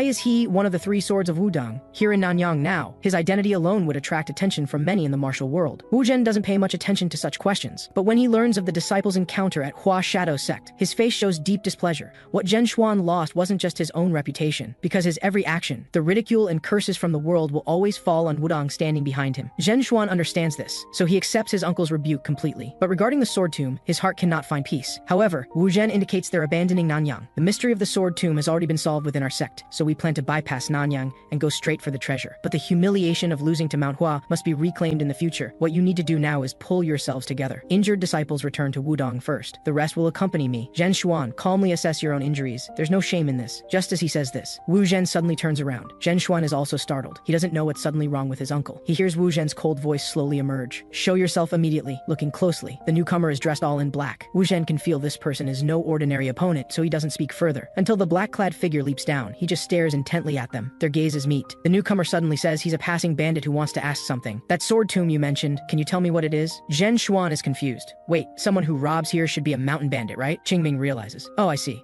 Then I'm a mountain bandit. Clearly this person is absolutely insane. And there's a pattern carved on his sword. It's Manhwa Sect's madman. You're Manhwa's divine dragon. No, I'm not. Isn't this too obvious? Damn it. Zhen Xuan is fuming. He never expected this person to completely disregard Manhua's reputation. Hearing this, Qingming just scratches his ear non-committally. But suddenly, Wu Zhen turns and says, it seems you're truly not a Manhua disciple and absolutely cannot be, and I merely cut down a bandit who threatened us. Qingming narrows his eyes. He didn't expect this uncle to be quite clever. At this moment, Wu Zhen confirms one last time whether Qingming will remove his mask and kowtow an apology. What he gets is Qingming's light laugh. If you behave and explain the sword tomb matter clearly, I can actually let you leave here peacefully. Otherwise, Wu Zhen falls silent. He slowly draws his sword. In that case, even if I severely injure you, it will be justified. Qingming, seeing his appearance, realizes just the aura emanating from this man has become one with the sword in his hand. Even second-generation disciples' martial arts are ultimately just at a young person's level. But this man is a true sword cultivator of Wudang. One last piece of advice, you'd better carefully protect your head. That's just my little quirk. Zhen Xuan feels dazed, recalling Bai Tian's words. Could this guy really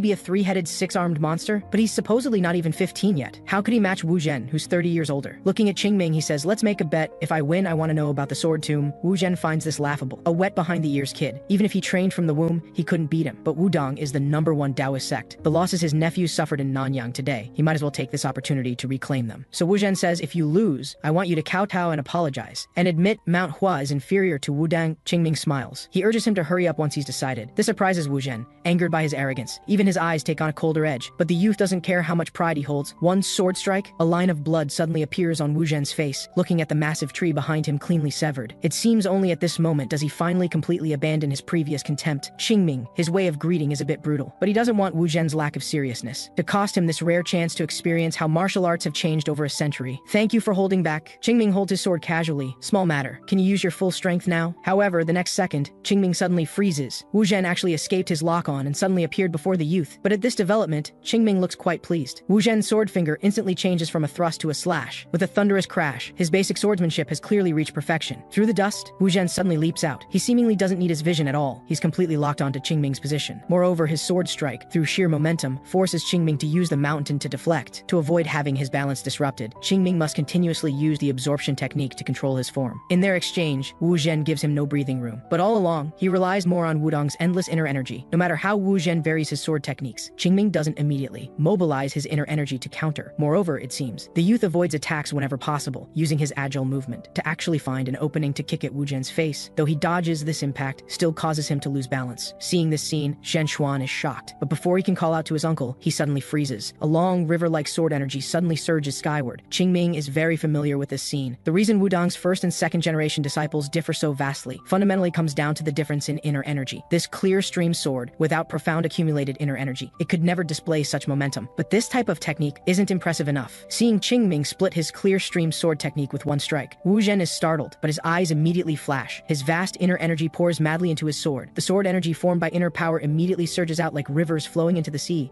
Just the whirlwind it creates gives Zhen Xuan the illusion of being swallowed. In his mind, Uncle Wu Zhen's supreme purity sword technique, perfected to the highest level. Even this abnormal kid shouldn't be able to block it, right? Watching the youth being engulfed by his uncle's sword energy, Wu Zhen exerts all his strength, but his face is suddenly covered with terror. Qingming splits his sword energy again with just one strike. Instantly, the sword energy backlashes into Wu Zhen's body with a crash. The sudden situation nearly makes him faint on the spot. Looking at the youth, his eyes are filled with disappointment. The current 3 swords of Wudong are nowhere near the level they were a century ago. In that case, let me give you a beating. First, Wu Zhen, the sword glint in his eyes rapidly approaches. In panic, he immediately rolls to dodge, but the following impact sends him flying far away. At this moment, Wu Zhen's fighting spirit rapidly diminishes. If he had taken that hit just now, he would most likely have died on the spot. My strength is far too weak compared to his. The instant this thought arises in his heart, he immediately crushes it. He strikes a stance and rises. Since one strand of soft energy can't hurt you, then let me show you the true terror of soft energy. Endless river flow, the original single strand of supreme purity soft energy, splits into countless strands in Wu Zhen's hands, surging toward Qingming. Seeing this, the youth smiles faintly. If you'd done this earlier, I wouldn't have been so bored. Qingming's movement technique suddenly becomes as graceful and agile as flower petals. He seemingly naturally passes through the wildly dancing soft energy. This scene is too bizarre. It makes Zhen Xuan's scalp tingle. After all, anyone facing this type of large-scale technique, like an outpouring of inner energy, wouldn't charge in directly. Yet Qingming's movement, Wu Zhen seems to have anticipated this. He actually kept one strand of soft energy around himself, precisely to prevent such unexpected situations. Seeing his opponent sent flying, the soft energy can't reach that far for now, but he knows his technique's weakness is best, so Wu Zhen immediately strikes out with a palm. Another surge of soft power violently strikes Qingming's sword. He lifts his sword upward, changing the trajectory of the soft palm. But Wu Zhen wouldn't only have this method. The soft palm transforms as he twists his hand. Whirlwind palm strikes from behind Qingming in an instant. Honestly, he didn't expect Wu Zhen to come up with even this technique. He's truly put in painstaking effort, but Qingming kicks with his back foot and instantly an extremely powerful explosive force erupts in midair. Even Wu Zhen can't clearly see what just happened, but clearly, Qingming dives down, using that force to close in at extreme speed. Seeing this, Wu Zhen leaps backward sharply. An opponent who breaks all his techniques in an instant makes him feel utterly powerless. If this continues, the result? No, I must win. Though the sect has ordered that I'm not yet permitted to use this technique, but Zhen Xuan also notices his uncle's movement. That's the opening stance of Taiji Returned Sword. It symbolizes the pinnacle of Wudong swordsmanship. The sect, actually, has already taught uncle this technique. Qingming, looking at this familiar Taiji diagram, looks like he's eaten something foul. He's very angry. Yes, this technique is strong, but what makes him think that when his proficient swordsmanship can't match me, he can actually dare to use a technique he's not mastered? Are you trying to die? Just like that, Qingming treats his sword like a hammer and smashes down. Wu Zhen can clearly hear the cracking sound from his waist. He can't understand at all. He thought this technique would surely turn things around. But why? At this moment, Qingming is convinced this person has a hole in his brain. These disciples of prestigious sects, even after 100 years, still haven't made any progress. This isn't even about strength anymore. It's completely about having too little real combat experience. They can't accept losing. In his daze, Wu Zhen seems to hear the word head. All he can think about now is escaping quickly. So he suddenly holds his sword horizontally above his head. But what he doesn't expect is, Qingming's sword, swung like a hammer, suddenly stops in midair. Wu Zhen, who planned to use the force to escape, is now confused. But the next second, Qingming's fist is already flying toward his face. Seeing their uncle get beaten like this, the Wudong disciples are already like frightened birds. At this moment, Wu Zhen loses consciousness. Qingming glances at him like he's looking at a fool. I told him to protect his head, and all he knows is to block with his sword. Consider this a lesson learned. But then he suddenly jolts. I knocked him out. What about the sword tomb information? So he scratches his head. head, and then points to Zhen Xuan. Qingming beckons with his finger for him to come over. Zhen Xuan's head is about to explode right now. Given this scene, who would dare go over? But he doesn't dare defy him, so he reluctantly shuffles over. However, when Qingming asks him about the sword tomb, Zhen Xuan refuses to say a word. Qingming guesses he's a tough one. But since you won't talk, I'll just wake up this guy who should talk. After all, the bet was between him and me. Though over the years, I've always believed violence can't solve everything in this world. I do think it can solve most things. Either I keep beating him until he wakes up, or until he dies. You all better not tell me anything. Just like that, under this demon's intimidation, Zhen Xuan utters the word tomb. Please put uncle down first. Qingming instead picks him up, shakes Wu Zhen, and says with a smile, don't worry, as long as you explain clearly, this thing will be fine. Zhen Xuan, already numb beyond feeling, finally explains. A while ago, a lay martial sect affiliated with Wudang was robbed. During their pursuit and investigation, they accidentally obtained a treasure map. When we decoded the map's secret, we discovered it was a sword tomb located near Nanyang, but we only know the general location, not the specifics. That's why we deliberately targeted Hua Shadow sect to avoid attention. Hearing this, Qingming feels their relentless pursuit in Nanyang makes sense. But what exactly is this sword tomb? Zhen Xuan has to continue explaining. The sword tomb we're looking for is actually a tomb, and the tomb's owner is named Traceless Sword Caesar. At this, Qingming's reaction finally becomes intense. Traceless Sword Caesar was the greatest warrior of the generation before the Plum Blossom Sword Master. He was active 200 years ago. No wonder they call this person's tomb a sword tomb, but that's still not right. Throughout history, countless people have been called #1 in the world, and Wudang isn't some backwater sect that hasn't seen the world. So what's in that sword tomb? Clearly, Qingming has asked the key question. Zhen Xuan doesn't want to say, but the youth shakes Wu Zhen in his hand, startling him again. Helplessly, he continues. Traceless Sword Caesar had no sect or school. He appeared almost out of nowhere and challenged swordsmen across the land, and every time he triumphed, he would seize those masters' weapons. So after Traceless Sword Caesar disappeared from the martial world, a rumor spread that he placed all the divine weapons he won into his tomb. There must even be his martial arts manuals there. Whoever finds the sword tomb will... At this point, Qingming waves his hand to interrupt. Spare me this cliché story. So you just want to dig up his grave, take the divine weapons and martial arts, right? Seeing Zhen Xuan nod, Qingming extends the hand holding Wu Zhen and slaps him hard across the face. Not a single truth comes out of your mouth. Is this how Wu Zhen teaches his subordinates? Zhen Xuan tries to explain, but Qingming pulls him over. Do I look like an idiot to you? Yes. You didn't technically lie, you just didn't tell the whole truth. Fine, you don't need to say anything. Once I wake this guy up, he can tell me himself. Make me believe Wudang caused all this trouble just for those things. If Master Zhang heard this, he'd probably come down from heaven and smash all your heads in. Watching his uncle about to be beaten to death by Qingming, Zhen Xuan anxiously stamps his feet. Qingming suddenly stops his actions. Even if you don't talk, I can just take your treasure map and figure it out myself, but dare to trick me, and naturally you'll pay the price. Just as Qingming is about to strike, Zhen Xuan stares at his uncle, already beaten to a pulp. He suddenly shouts, "It's the medicine immortal!" There's a loud crash. The wind rises in the forest, and Qingming's fist stops. At this moment, he's completely forgotten about the man in his hand. He stares at Zhen Xuan in shock. Traceless Sword Caesar is actually that legendary greatest alchemist, the medicine immortal? After receiving confirmation, even Qingming can't help but widen his eyes. Then he laughs foolishly. That's right, it should be the medicine immortal. Now it makes sense. People knew almost nothing about him except his alchemy, but his primordial unity pills contain immensely powerful inner energy. Even 100 years ago, whenever a primordial unity pill appeared, it would inevitably trigger bloody chaos. And now, this is the medicine immortal's tomb. Doesn't that mean the primordial unity pill formula might be there? Seeing his uncle saved, Zhen Xuan trembles and breathes a long sigh of relief. Looking up at this demon-like youth, with his mask soaked with drool, Zhen Xuan realizes there's no point hiding anything anymore. So Zhen Xuan reveals everything. Traceless Sword Caesar's inexplicable power back then made many suspect he was the medicine immortal, though he personally denied it. After his death, a close friend of his secretly revealed his identity. To this day, only a very few sects know this. So, can you let us go now? Qingming pats his chest. Don't worry. Hand over the treasure map and you can leave. Looking at Zhen Xuan's fearful eyes, Qingming finds it perfectly reasonable. After all, you decoded the map, and now that I know this information, Wudang will eventually chase me like ants seeking revenge. If I don't even have the map, wouldn't I have gained nothing? So at least give me the treasure map. That way this deal won't be a loss for me otherwise. Qingming slowly lifts one foot. The entire valley echoes with a tremendous crash. You choose. Hand over the map, or let me bury you here with just your head sticking out until I find the sword tomb. Zhen Xuan trembles, looking at the demon before him. As one of the 6 rising stars, he can't hold back his grievance and cries.